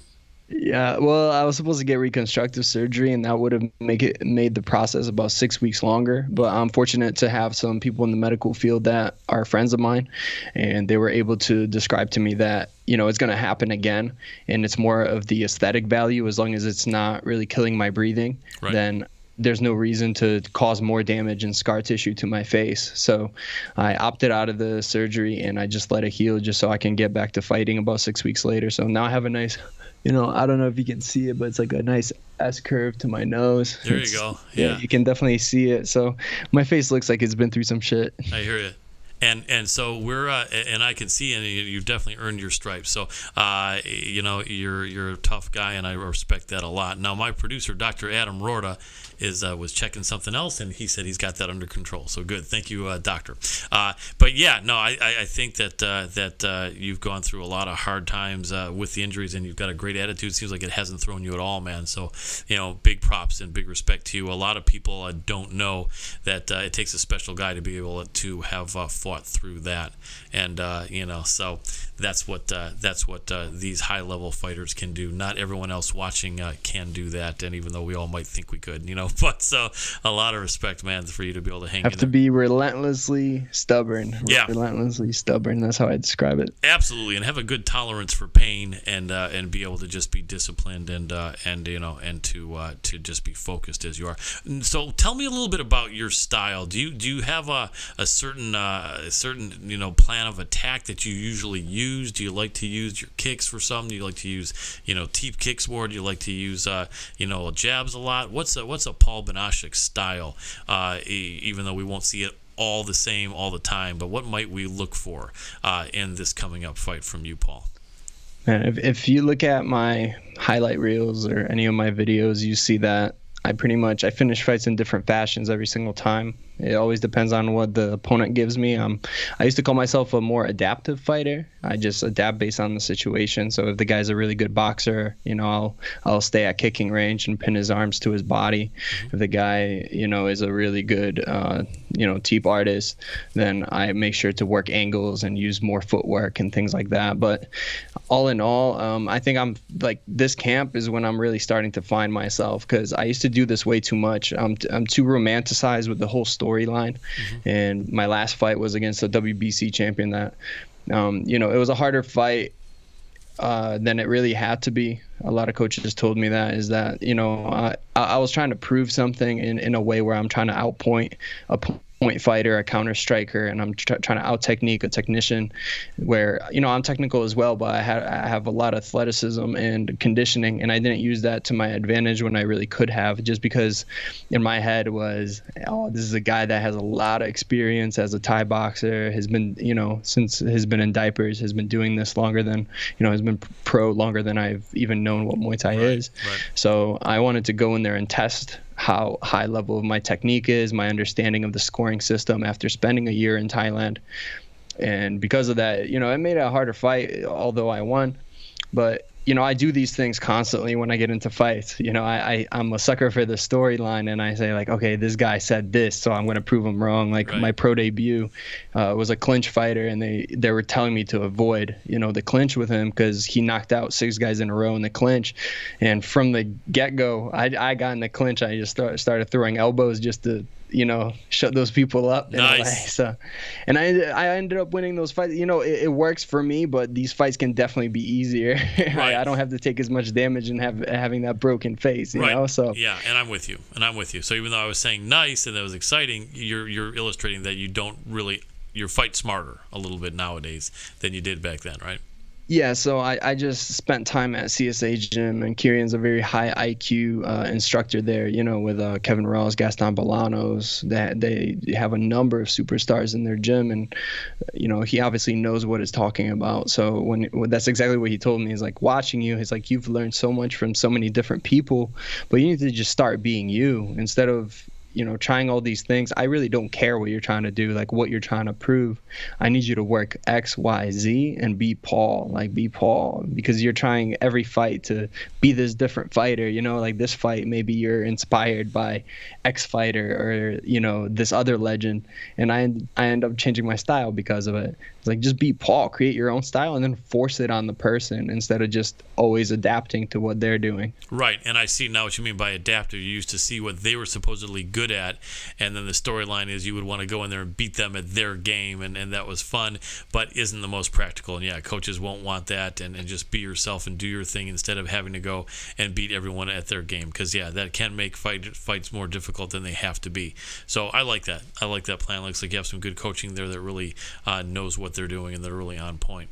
So that's cool, man. No, it sounds like you're a well thought out guy, and what Muay Thai is about, and what you want to accomplish, and you're focused, and you're surrounding yourself by good coaching. So man, it sounds like you got a great formula for doing really well. It sounds like you have, and I'm sure you still will.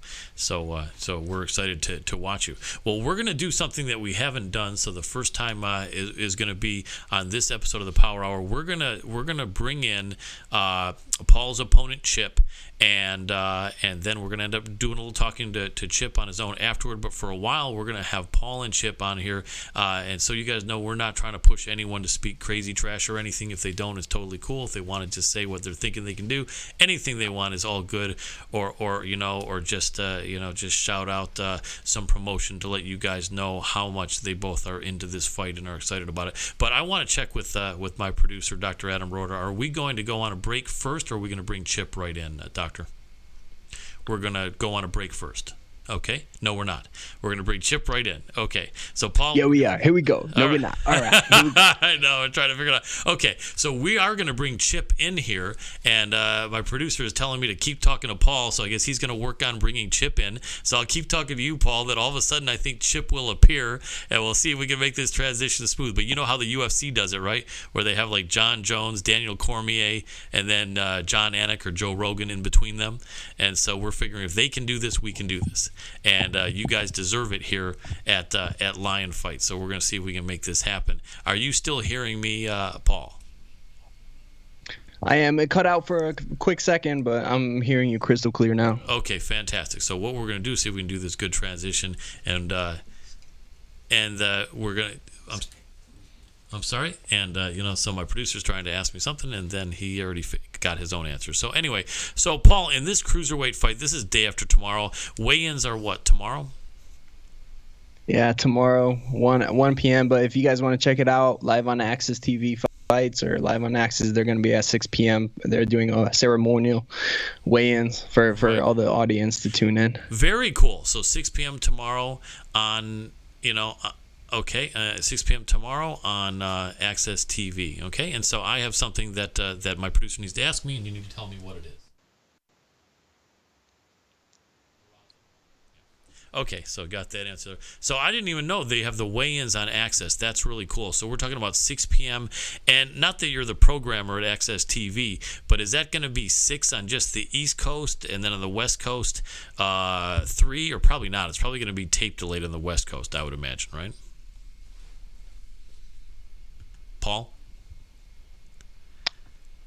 Hi, now I hear you. Okay, so 6 p.m. for the weigh-ins on the No, East I don't. Coast. No, okay. How about now? You can hear me, Paul? Hear it. It's All a right. bit robotic, however. That's sorry about that, man. Hey, so for the weigh-ins, I didn't even know Access was covering Lion Fight weigh-ins. So it looks like you are saying at 6 p.m. That is going to be. Let me pass this over here so that my producer. I'll probably go to the Access TV fights, the Facebook page. Most of the time, they have the live video streaming from there. That sounds good. And then on Access, it's going to show the weigh-ins. How long have they been doing the weigh-ins for Lion Fight on Access? Is that recent, or have they been doing that for several events? On the last event, we all weighed in on the live Facebook page on Access TV fights. Very cool. And then this is going to be the same, or this is going to be directly just on Access without Facebook? We didn't have the details, but you can definitely see on the Facebook 100% if you head on over there. Very, very cool. And then how's your weight now? I'd imagine it's got to be pretty close to on point or exactly on point, right? Yeah, it's really good. Like I said, I stepped up. In Muay Thai, it's 2 weight classes. MMA will be 1 weight class from 170 to 185. So I walk right around my fighting weight, which Makes is sense. perfect. And is your opponent, Chip, going to be pretty similar to that, or is he going to have some weight on you think? I think we're similar. I think there's a height difference, so he has a little bit more of a stocky build, and then so it kind of evens out, spreads out as it goes down. Nice. That sounds cool. All right, cool. So I think we may have Chip with us. Chip, can you hear me? Okay. Yes, sir. Excellent. So we do have Chip and Paul. Can you still hear me? Paul, you still there? I don't know if this is working. Yeah. All right, yeah, Chip, I hear you. Excellent. So we have the screen there, and we've just been talking to Paul Banasiak. We're going to keep him with us. And now we have Chip, and it's Chip. Is it Chip Moraza-Pollard or Moraza-Pollard? How do you pronounce that? We're just Skyping each other. You guys see there? So, Chip, we're trying to introduce you. It's Chip Moraza-Pollard, right? Right, Chip? Man. All right. So we I don't know if I fucked something up. No. No, not at all. I started doing that near the end for the last like two to 3 minutes of it. Yeah. All right. So we have both of you guys. Just wait. We got Paul or they and should Chip. call back maybe all together. Adam, what do you think we should do on this? We're going to call back? Okay. Why don't we're going to call you guys, right, Adam? Yeah. Okay. You guys, why don't you cut off your Skypes, and my producer, Adam, will call you both one at a time. We'll make this happen. And we'll put you both on. All right? So go ahead and cut it off, guys, and we'll call one of you, we'll call the other, and I think that'll be the best scenario. Okay? And so as I'm talking, my producer is going to do this. So for you people watching, hey, we're trying to do some high-tech stuff. We don't have the highest of high-tech equipment, but we're making things happen because of the great skills of Dr. Adam Rorta. And so we are about to get back the surgeon, Chip Moraza-Pollard, and the Reaper, Paul Paul Banasiak to do some talking to each other. It will be worth the wait. I appreciate you hanging in there with me, and we're going to talk about this great cruiserweight title fight coming up on Lion Fight on Friday between Paul and Chip. It's going to be some good talk. Get to know these guys, and it's always fun to do. I don't think enough time is given to really get to know fighters and be able to cheer for them and really know the people that you're watching out there, throwing down in the ring and in the cage. So we really want to do that for you here, and so we're seeing what we can do. I guess that we have still a visual here, and my producer is trying to make some stuff happen. So in the meantime, you get me, Colin Crandall, host here of MMA Power Hour, saying I have been an MMA, Muay Thai fighter, Muay Thai fan for quite a while, and it used to be up until about a dozen years ago, they did not let any Muay Thai fights in the United States throw elbows. It's kind of crazy to think, but they just thought that was too dangerous and too brutal, and you could throw knees, but the rest of it was just like a kickboxing match. Now you can throw the elbows, really super exciting. It makes the fights just so much truer Muay Thai, and Lion Fight's amazing. Kevin Ross fought there for years. Tiffany, Time Bomb, Van Soest, who's now in MMA. Jarina Barrs, amazing. Chris Cyborg. And it looks like now we are going to be going to a quick break. We'll be right back after these messages.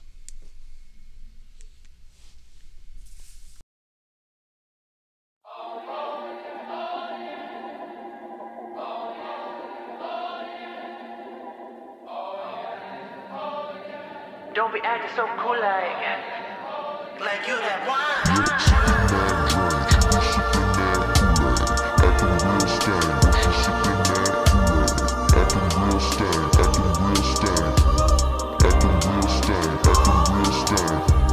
You fine, yeah, you fine.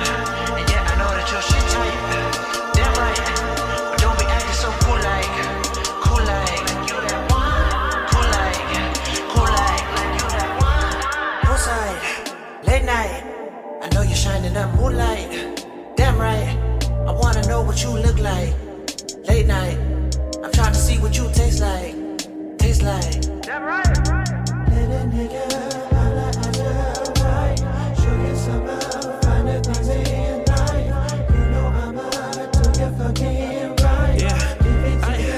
It ain't even Look, I wanna get down with your hello girl. Little birdie told me you a bad little girl. Expensive taste, fine wine and pearls, but you best believe I'm finna rock that world. Skinny nigga from the west side.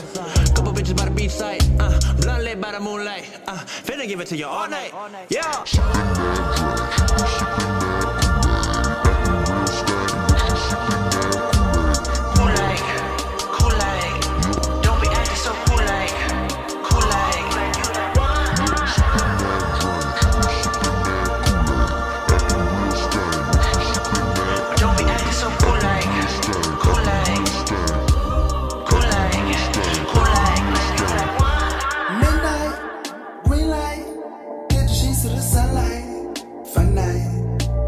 So we play fight. We don't rest till the daytime. Playtime. Hey.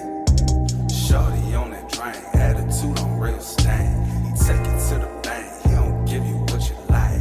I know what you like, I know you can ride like bike. You fuck with me, fuck the hype. Give it to you like it's mine, yeah. And we both like designers.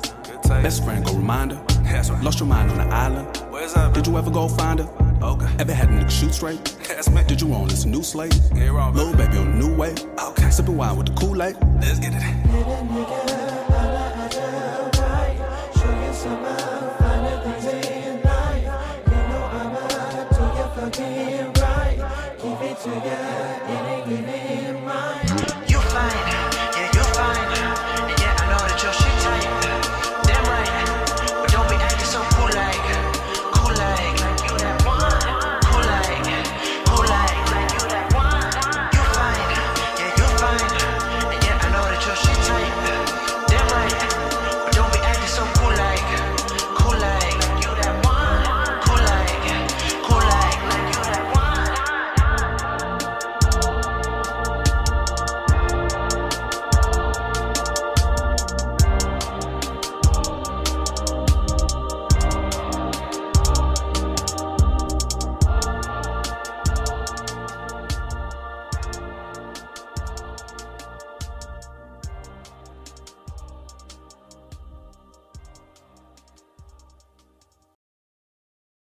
start rocking and rolling.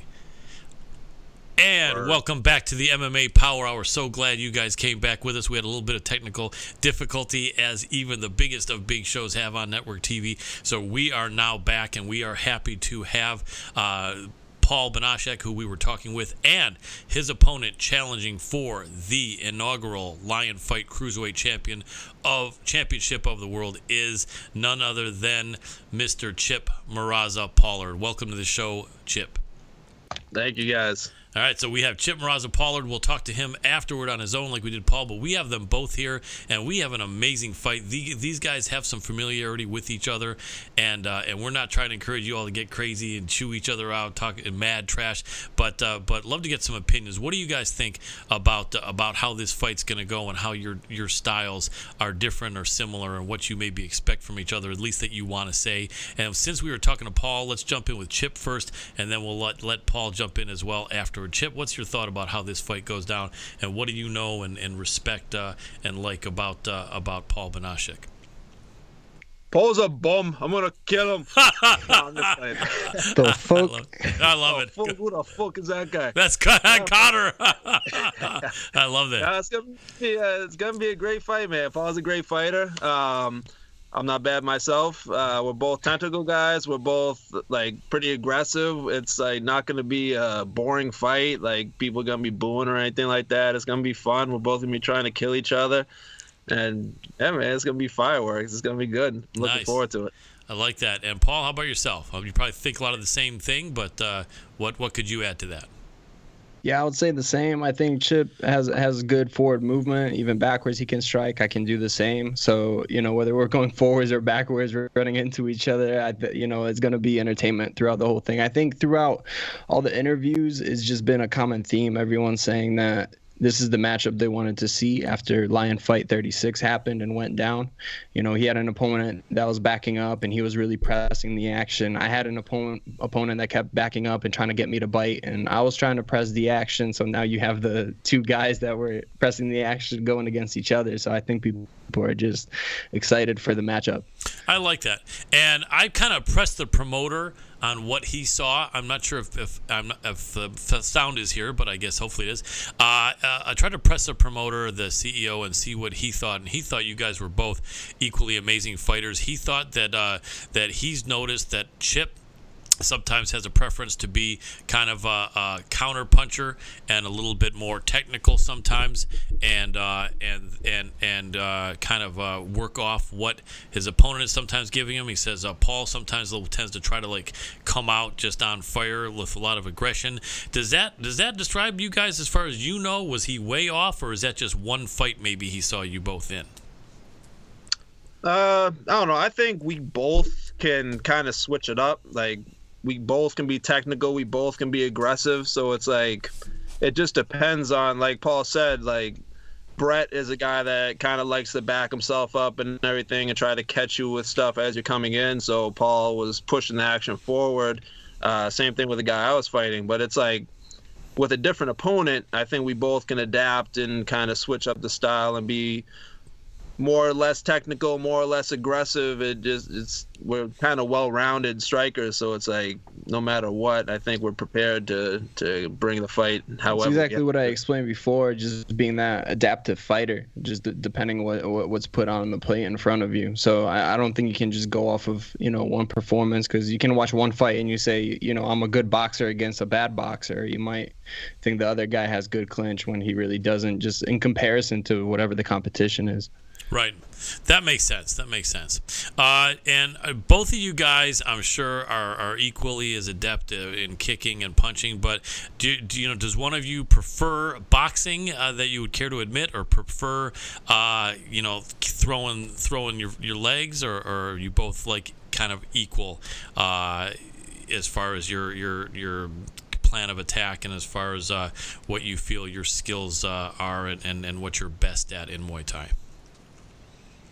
Again, I feel like we're both well-rounded. We both have good hands, good boxing. We both have good kicks. So it's like, I don't think one of us really favors one or the other. You'll see us mixed together. A lot of combinations, hands to the legs, legs to the hands, hands to the elbows, everything. So it's like, I don't know. At least I don't favor any one over another. Everything has to work together, or else nothing's gonna work. Makes sense. Yeah. Makes sense. And you guys are the co-main, and I think you've had experience. I know that Paul had a lot of experience fighting for various different titles. How about yourself, Chip? Is this going to be a first title fight of any sort, or have you had titles for different organizations that you fought for in the past? Well, I'm coming from an MMA background. I've been fighting professionally in MMA since 2008, so I fought for a few titles. My day, I've had a professional title in Massachusetts. I won the CFFC welterweight title years back in Atlantic City, and it's definitely the first Muay Thai title that I'll be fighting for. But I've had title fight experience before against pretty high caliber guys. Very cool. So it's nothing that's got you thrown. You seem pretty relaxed as well as Paul, as far as this event. Cool. And how's your weight? Your weight on point for Friday? Yeah, I'm good to go, actually. Right now, it's really easy. I didn't really have to I like summertime fights. It's a lot easier than fighting in, like, February or something like that, where that weight doesn't want to come off. But, I didn't really have to do much today, and good to go. Just got to weigh in and then chow down. Nice. I like that. Probably the same for you, right, Paul? You weigh in and chow down, or you have a different plan? Yeah, man. I got that Beach Body DVD in. I got the sweat on today. I'm on weight, ready to go, man. Tomorrow, ready to eat. Nice. I like that. And we have your nicknames on the screen. We know that Chip is the Surgeon and Paul is the Reaper, right? Ooh. And so how did we end up being these different names? Since we had Chip speak first on the last question, let's let Paul speak first on this one. Paul, how did the Reaper come about?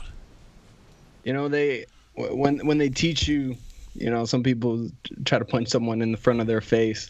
Some people try to punch you through the face. And then same thing comes to body shots, right? So out of my first 6 out of 7 fights, I had 6 finishes, all to body.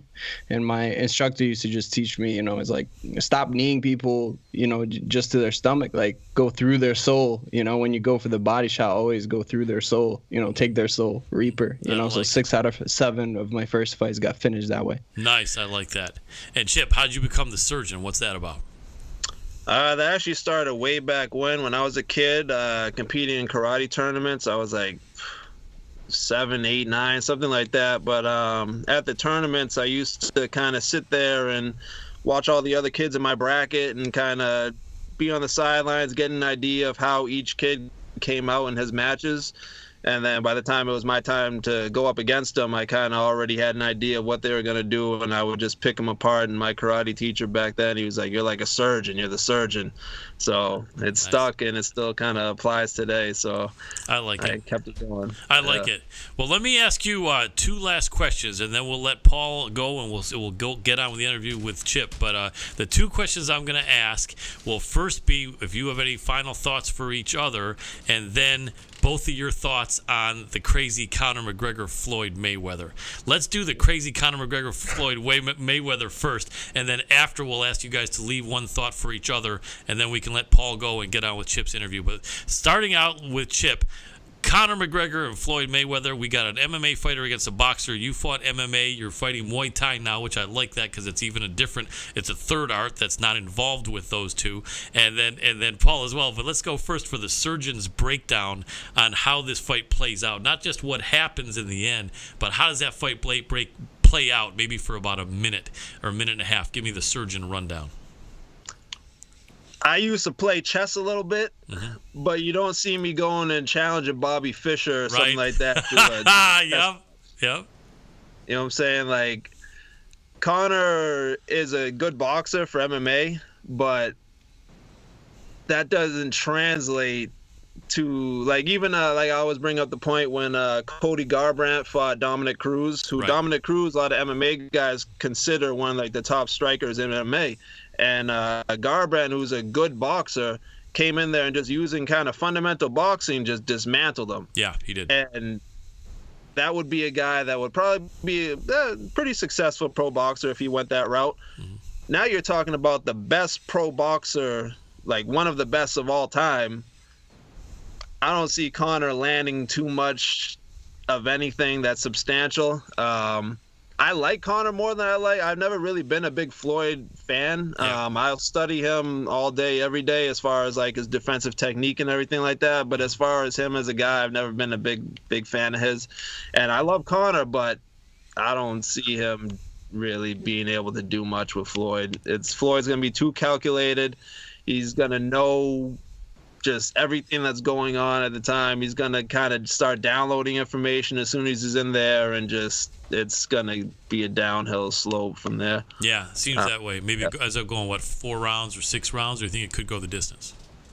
I don't think Floyd's going to knock him out. I think Conor, bigger, younger, everything. A lot of people think that Conor's going to gas out. I don't think Conor will gas out. I think he'll be in there for the whole time, but I think it's just going to be completely one-sided, just shut down, dismantling.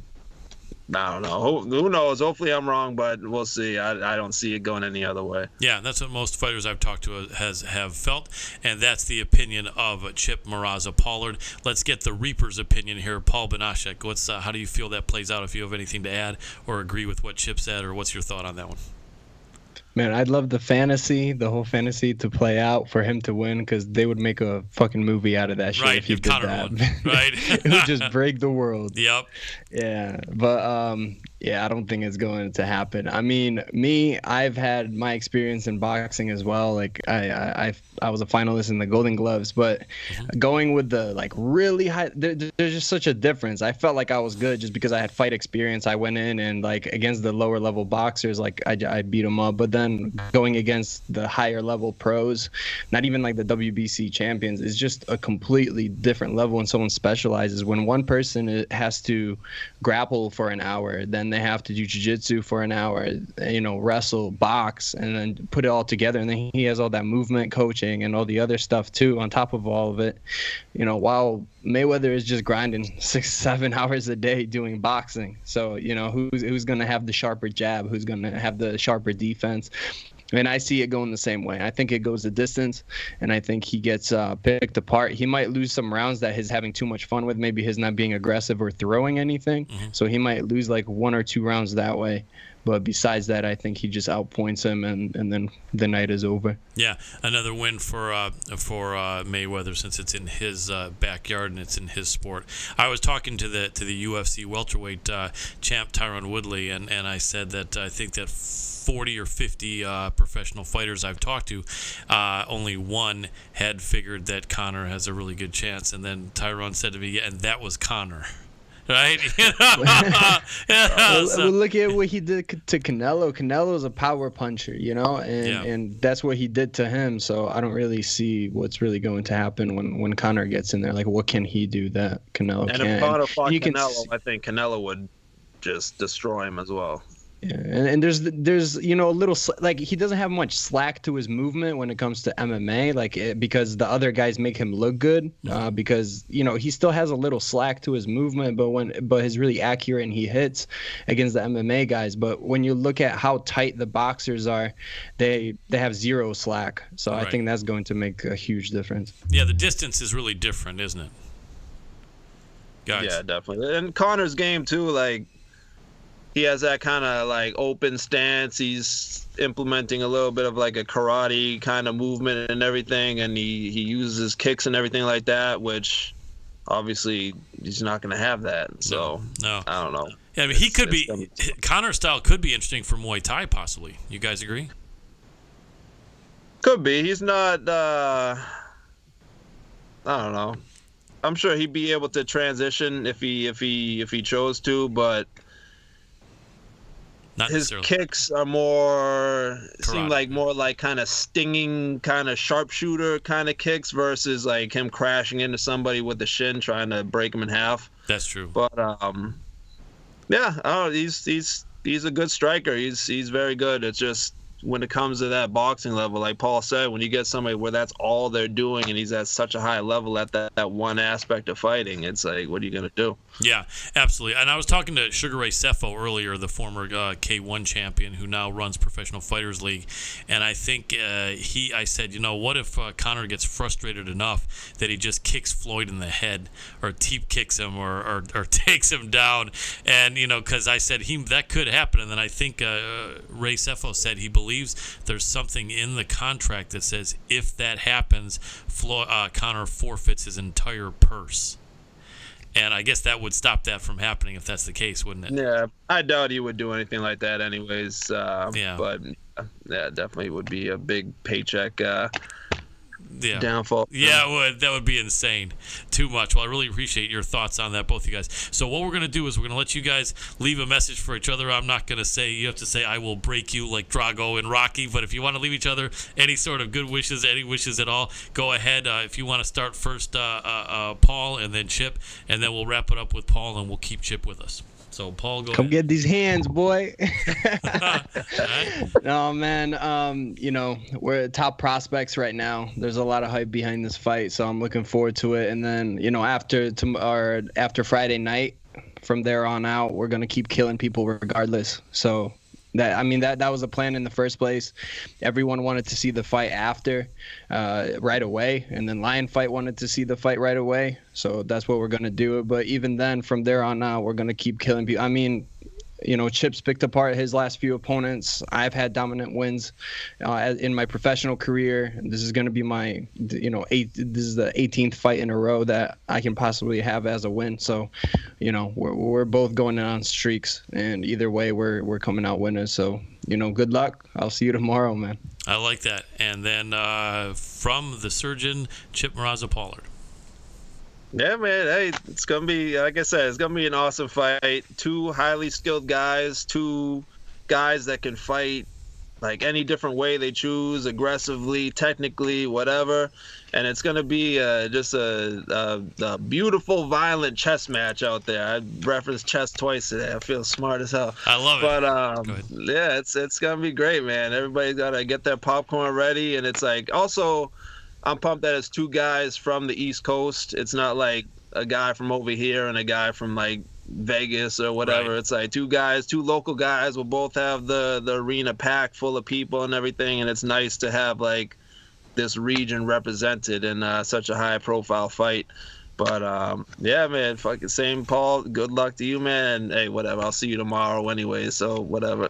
Absolutely, I like it. Well, guys, that was great. That also shows the great respect that you guys have as martial artists, and I think a lot of people who watch MMA will see that a lot. I think even with the Muay Thai, you might even see more of a tradition of that respect, and I think you just heard that from both men. So I was really happy to see that.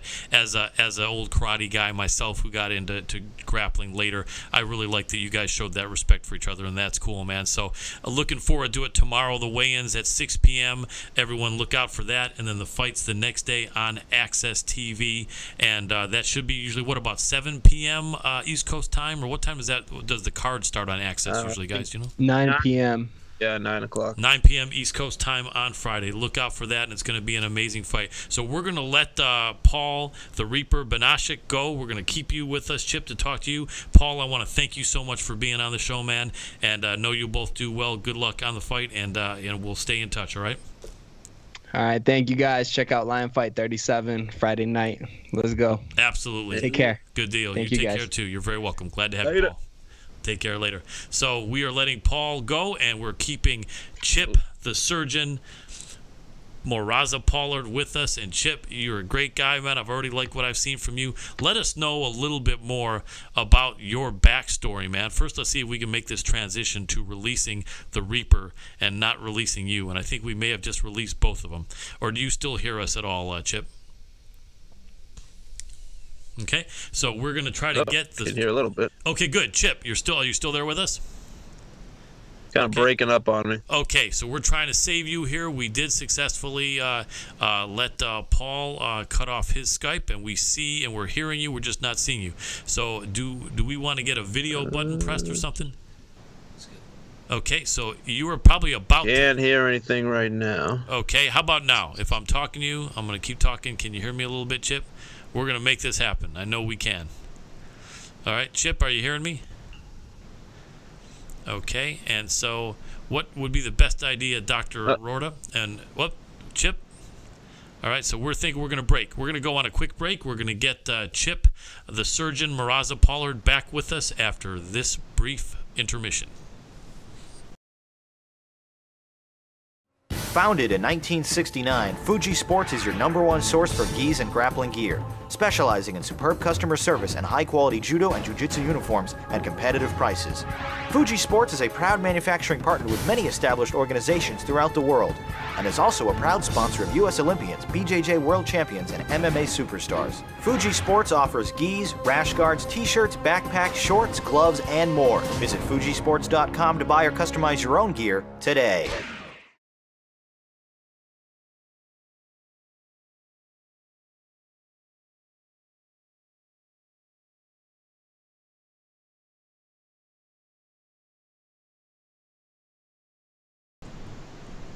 And welcome back to the MMA Power Hour. And we did fix the technical difficulty. We did say goodbye to the Reaper, Paul Banasiak. And we have the surgeon, Chip Moraza-Pollard, with us. A great fight coming up. And we want to know a little bit more about you, Chip. What's some of the backstory on Chip Moraza-Pollard? I know you talked about MMA, but go back even before MMA. How old were you when you got into training for combat sports? Where was it? What were you doing? And what martial arts or combat sports were you training in?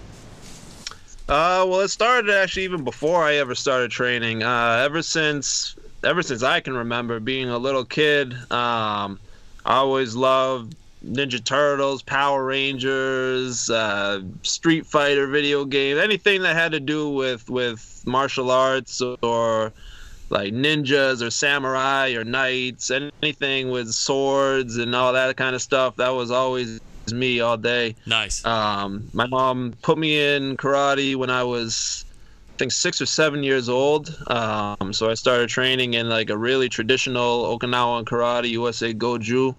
And yeah, it's like ever since then, that's like I said, that's where I got my nickname, the Surgeon, was from competing in karate tournaments.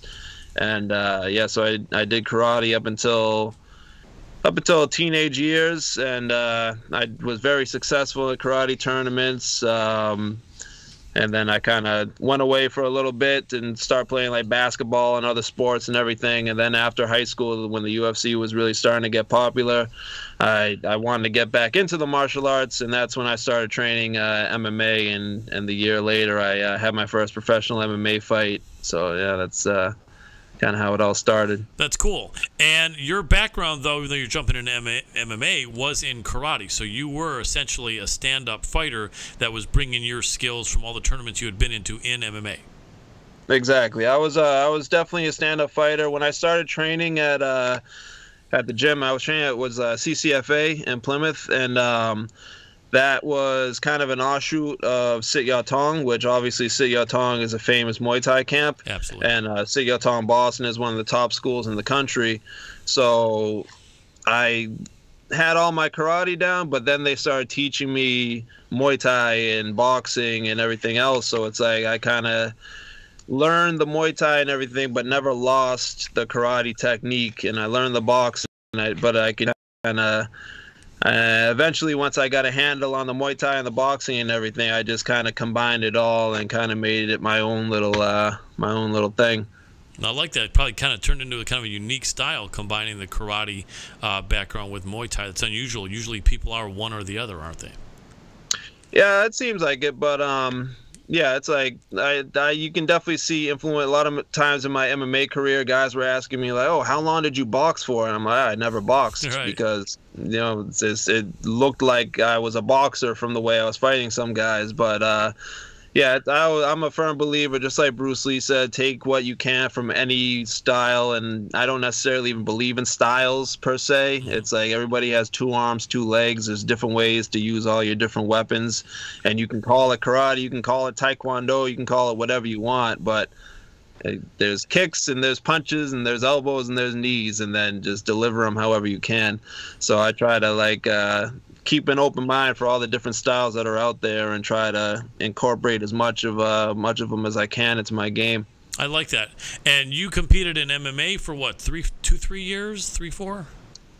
No, my first pro fight in MMA was 2008, and my last pro fight was 2015. I was the main event on Access TV for the CES welterweight title, and after that fight, I was like, all right, I need to switch over. I need to come over to the Muay Thai world. Right, because all the grappling just wasn't something you really enjoyed that much, and excelled at tremendously. And you know, I'm sure you held your own and could beat me in grappling, but you know, it wasn't your favorite thing. And that's cool, man. So you jumped in, and you've been doing the Muay Thai professionally only for what? Then the last 2 years, is that right? Last summer in June, I got my first opportunity in a pro kickboxing match. So it wasn't Muay Thai rules; it was more like Glory K1 rules. And yeah, so I got that one, and I won that by second round TKO from leg kicks. And then after that, I got my first opportunity in lion fight, and the rest is history. Here we are. And were you expecting that you would take to it well? Did you have confidence that your skills would transfer really well to Muay Thai and kickboxing? For a long time, while I was still fighting MMA, everybody knew that I would prefer to be kickboxing, or I prefer to be competing in Muay Thai. I was telling it, I would see lion fight events on TV, and I would see other guys from the Northeast and everything getting a crack at it. And I was like, man, if I could be on there, I'd show everybody that that's where I could really thrive and excel, because in MMA it's like you have to be worried about so many different elements. You have to be worried about, especially me, I'm worried about guys at a moment's notice, like in the middle of a combination, they're gonna just shoot on my legs and everything. Right. So it kind of puts a damper on what you want to throw. And when there's not the option of trying to take me down, it's like I can just be free and just kind of let everything loose that I can do. Yeah. So I knew that as soon as I finally got an opportunity that I was gonna run with it. It was just trying to get that opportunity, because not too many guys wanted to put an 0-0 professional fighter on their card, because I didn't have any pro kickboxing or pro Muay Thai fights, so it was tough. Like nobody was. I had 20 pro MMA fights, but it's still, I didn't have any pro kickboxing or Muay Thai experience, so it was tough getting on the card. But when I finally did, I made the most of it. I like that, and it seems like you really proved yourself in the fact that all that experience you had, and then the combat sports at the high level that you were at in MMA, and then the karate tournaments really translated. It's too bad that people were having a hard time seeing that, but I guess you just had to prove it with a couple of fights. And so with the fact that you did the karate tournaments for so long, and you competed in MMA using Muay Thai techniques and things that you learned as well, you feel confident to go up against someone that's fought for that's fought 20 or 30 Muay Thai fights. It seems like your skills do seem to be at that level, and I think you feel confident about that, right? Oh yeah, most definitely. It's like even Michael Chiavello in that first Muay Thai fight saying that I look like somebody who's had 50 or 60 fights and not somebody that was his first time. But at this point, it's like a fight is a fight. Like I said, I've had 20 pro MMA fights against all different kinds of fighters, against UFC vets, big names, guys that went on to be in the UFC. So it's like different skill set, different like rule set more so, but one that caters more towards me. Right. It's like I've my experience. I've won really big fights. Like I said, I've won a title down in Atlantic City. I've won a title here in Massachusetts.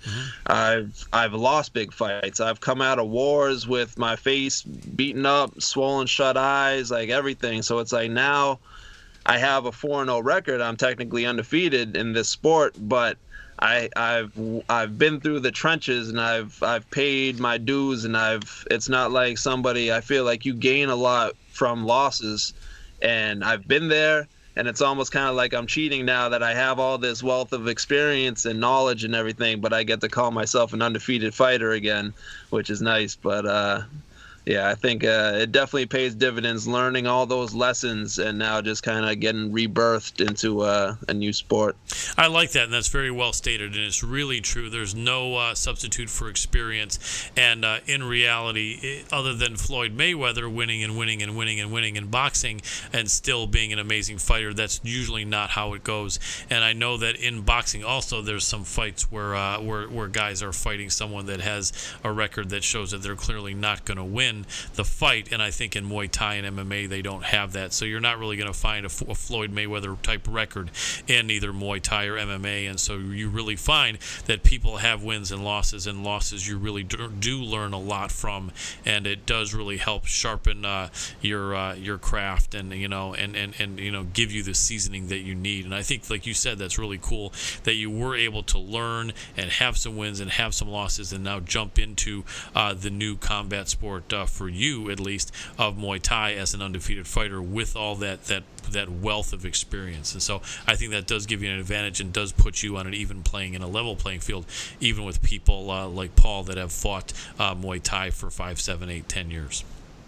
Exactly. Yeah, absolutely, and that's cool. And one thing a lot of people don't know is that there are some great strikers that jump into MMA, but if they're constantly having to be worried about being taken down, which they are, because usually there's going to throw someone in there against them who's a grappler, they're not able to throw all the stuff that they throw. I think a lot of people that don't know MMA that well don't understand why someone who's a great striker is not throwing much, but you really can't. The more you throw, the more you open yourself up to a takedown.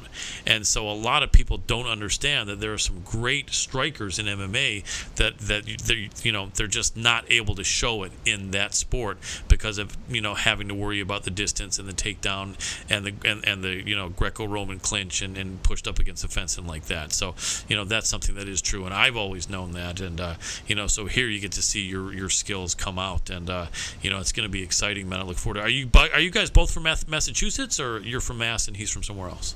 I'm from Mass. He's from Connecticut. Right next door, pretty much, isn't it right? Yeah, pretty much. Yeah. Nice, cool. A lot of good East Coast battle. And I think he said years ago, someone from your camp or something he knew when he was first getting into it, or something like that. I forgot who that was, but there's been a connection.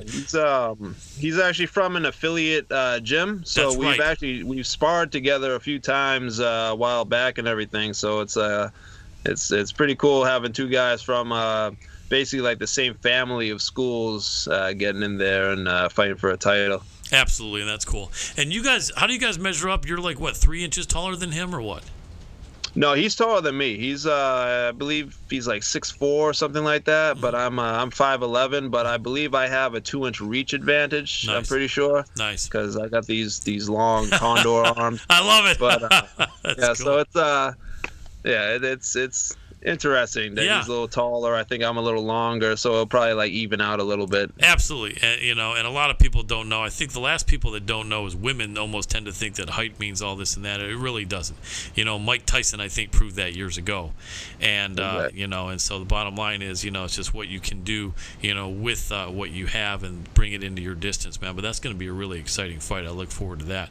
Let me ask you, since you were in MMA, love to have your opinion about a couple other fights here real quick, even though I know Muay Thai for yourself is your passion and best for you, but I'm sure you probably still keep your eye on MMA a little bit. And love to have your opinion on the upcoming UFC 214 fights, if you wouldn't mind. Yeah, for sure. I appreciate it. What do you think? John Jones coming back, rematch with Daniel Cormier.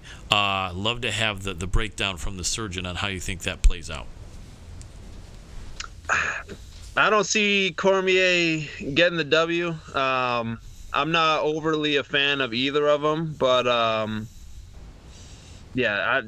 still, even though John Jones has been out for so long and he's been dealing with all the things he's been dealing with, but he's still probably the best guy out there. I would think, as far as one of the top pound for pound guys, and too long, too good at controlling that distance.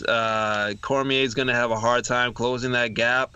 He's shown that he's in their first fight, he had trouble getting John Jones down, because John Jones is a really good wrestler too. Mm-hmm. So it's tough, man. It's like Obviously, I'm not in John Jones' camp or anything like that, so I don't know. But I know he's off. When was that fight that they had? Was that like 2-3 years ago? Yeah, like 3, I think, coming up on. So it's like he's probably a little bit bigger now. I know he was a little bit younger, so he's probably a little bit bigger now, a little bit stronger, a little bit even more ready to deal with the wrestling of Cormier. And I don't know, he's probably going to come out with something to prove, I think. So it's going to be tough for Cormier to get it done. Yeah, I think so too, although I think Cormier may do better than he did last time, but maybe he probably won't. Definitely. But do you think having fought so infrequently over the last 2 years will hurt Jones? I've had some people tell me that at that elite level, it probably won't make much of a difference. Do you agree, or do you think it could make a big difference in his timing? Yeah, I don't think it's gonna make too big of a difference. He's a professional fighter, and with his skill level, I'm pretty sure he's gonna be ready. Maybe it'll take a little while for him to settle in while he's in there, but once he finds his groove, which I don't think will take too long, he's a very confident fighter. I think he'll be right back in the swing of things. Absolutely. All right, next fight. Are you familiar with Ruthless Robbie Lawler and Donald Cowboy Cerrone? That's going to be a fan favorite right there. There's no way that could be anything. Oh, there we go. Yep, I'm still with you. I still hear you. Chip? Oh, we see a freeze frame on Chip. Let's see what Dr. Rorta has to say on this. Doctor is going to try to help the surgeon do some surgery here so we don't lose the surgeon, Chip Moraza-Pollard. And Chip, and we see a freeze frame. All right, and so we're going to continue while the doctor tries to fix this and bring back the surgeon. No, we're not. Okay, so basically we were going to get some great opinions on from Chip Moraza-Pollard, and we're going to try to get him, but I'm going to keep talking and all right, and so it looks like we're having issues that won't allow us to get back Chip Moraza-Pollard, unfortunately. So I want to thank you guys so much for being with us. We're gonna make sure that we can have both Paul and Chip again, and I really appreciate Chip coming out. I'm actually gonna call him to apologize for this disconnection here, because we hate to have it go like that. But apparently equipment is telling us it's in kind of overload here, and Dr. Adam Rorta is saying we're not going to be able to recover it here in time for getting Chip. So wanted to thank you guys so much for being with us. We've got an amazing show coming up next week. We're still talking to several people, but we do have Pat Militich's commentating partner and the former top guy out in the field at Inside the MMA. We're talking about Mr. Ron Kruk. We have Ron Kruk coming up with us. We also have a guy who is connected with a lot of MMA legends and UFC legends, putting together a great project. We're talking about Mr. Brian Moore, and we're going to try to get a couple other people as well that are very, very significant, important, and super cool, recognizable people in our sport of MMA. So we'll let you know on social media when that comes through. But I want to thank you guys so much for joining us here in the MMA Power Hour. If you're at UFC 214, let me know. Hit me up, because I will be there, and happy to talk to any of you guys if you're going to be there. If you want to say hi or give me any feedback or whatever, and so it's going to be an amazing card. Look forward to so many great fights. Cyborg and Tanya Evinger. I really do believe Tanya's going to bust a move and has a very good chance of winning against Cyborg. I said bust a move again, making me look old. But anyway, it's going to be a really great card there. Look forward to all those great fights.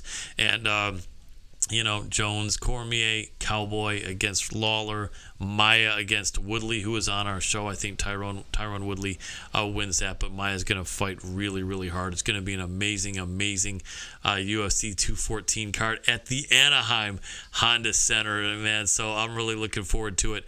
Lots of great stuff coming up, and we're going to be back with our last show of the season next week. We also have a very, very, very, very big show that is possibly coming at you next Monday on our MMA Super Sessions with a superstar guest. Check out our page on the MMA Power Hour for an update on that coming up in the next, hopefully the next 24 hours. So that's about it. I want to let you guys know, look out for yourself. Be careful. It's dangerous out there. Take good care of yourself. Look out for your friends, your neighbors, your coworkers, your loved ones, and, spread the love in a positive way. Be that guy, be that girl that really puts it out there and makes this world a better place. It really can be done if we all really believe in the love and put away the hate. You know what I mean? And so let's do it. Really appreciate you guys being with us. And as always, this has been Colin Crandall with the MMA Power Hour, and I'm tapping out.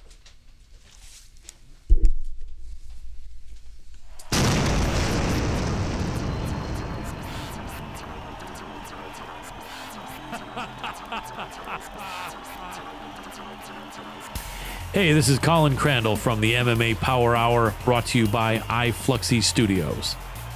The MMA Power Hour is a show produced by fighters, coaches, and fans of our sport of mixed martial arts, so it is dedicated to anyone out there involved. We have top contenders as well as world champions.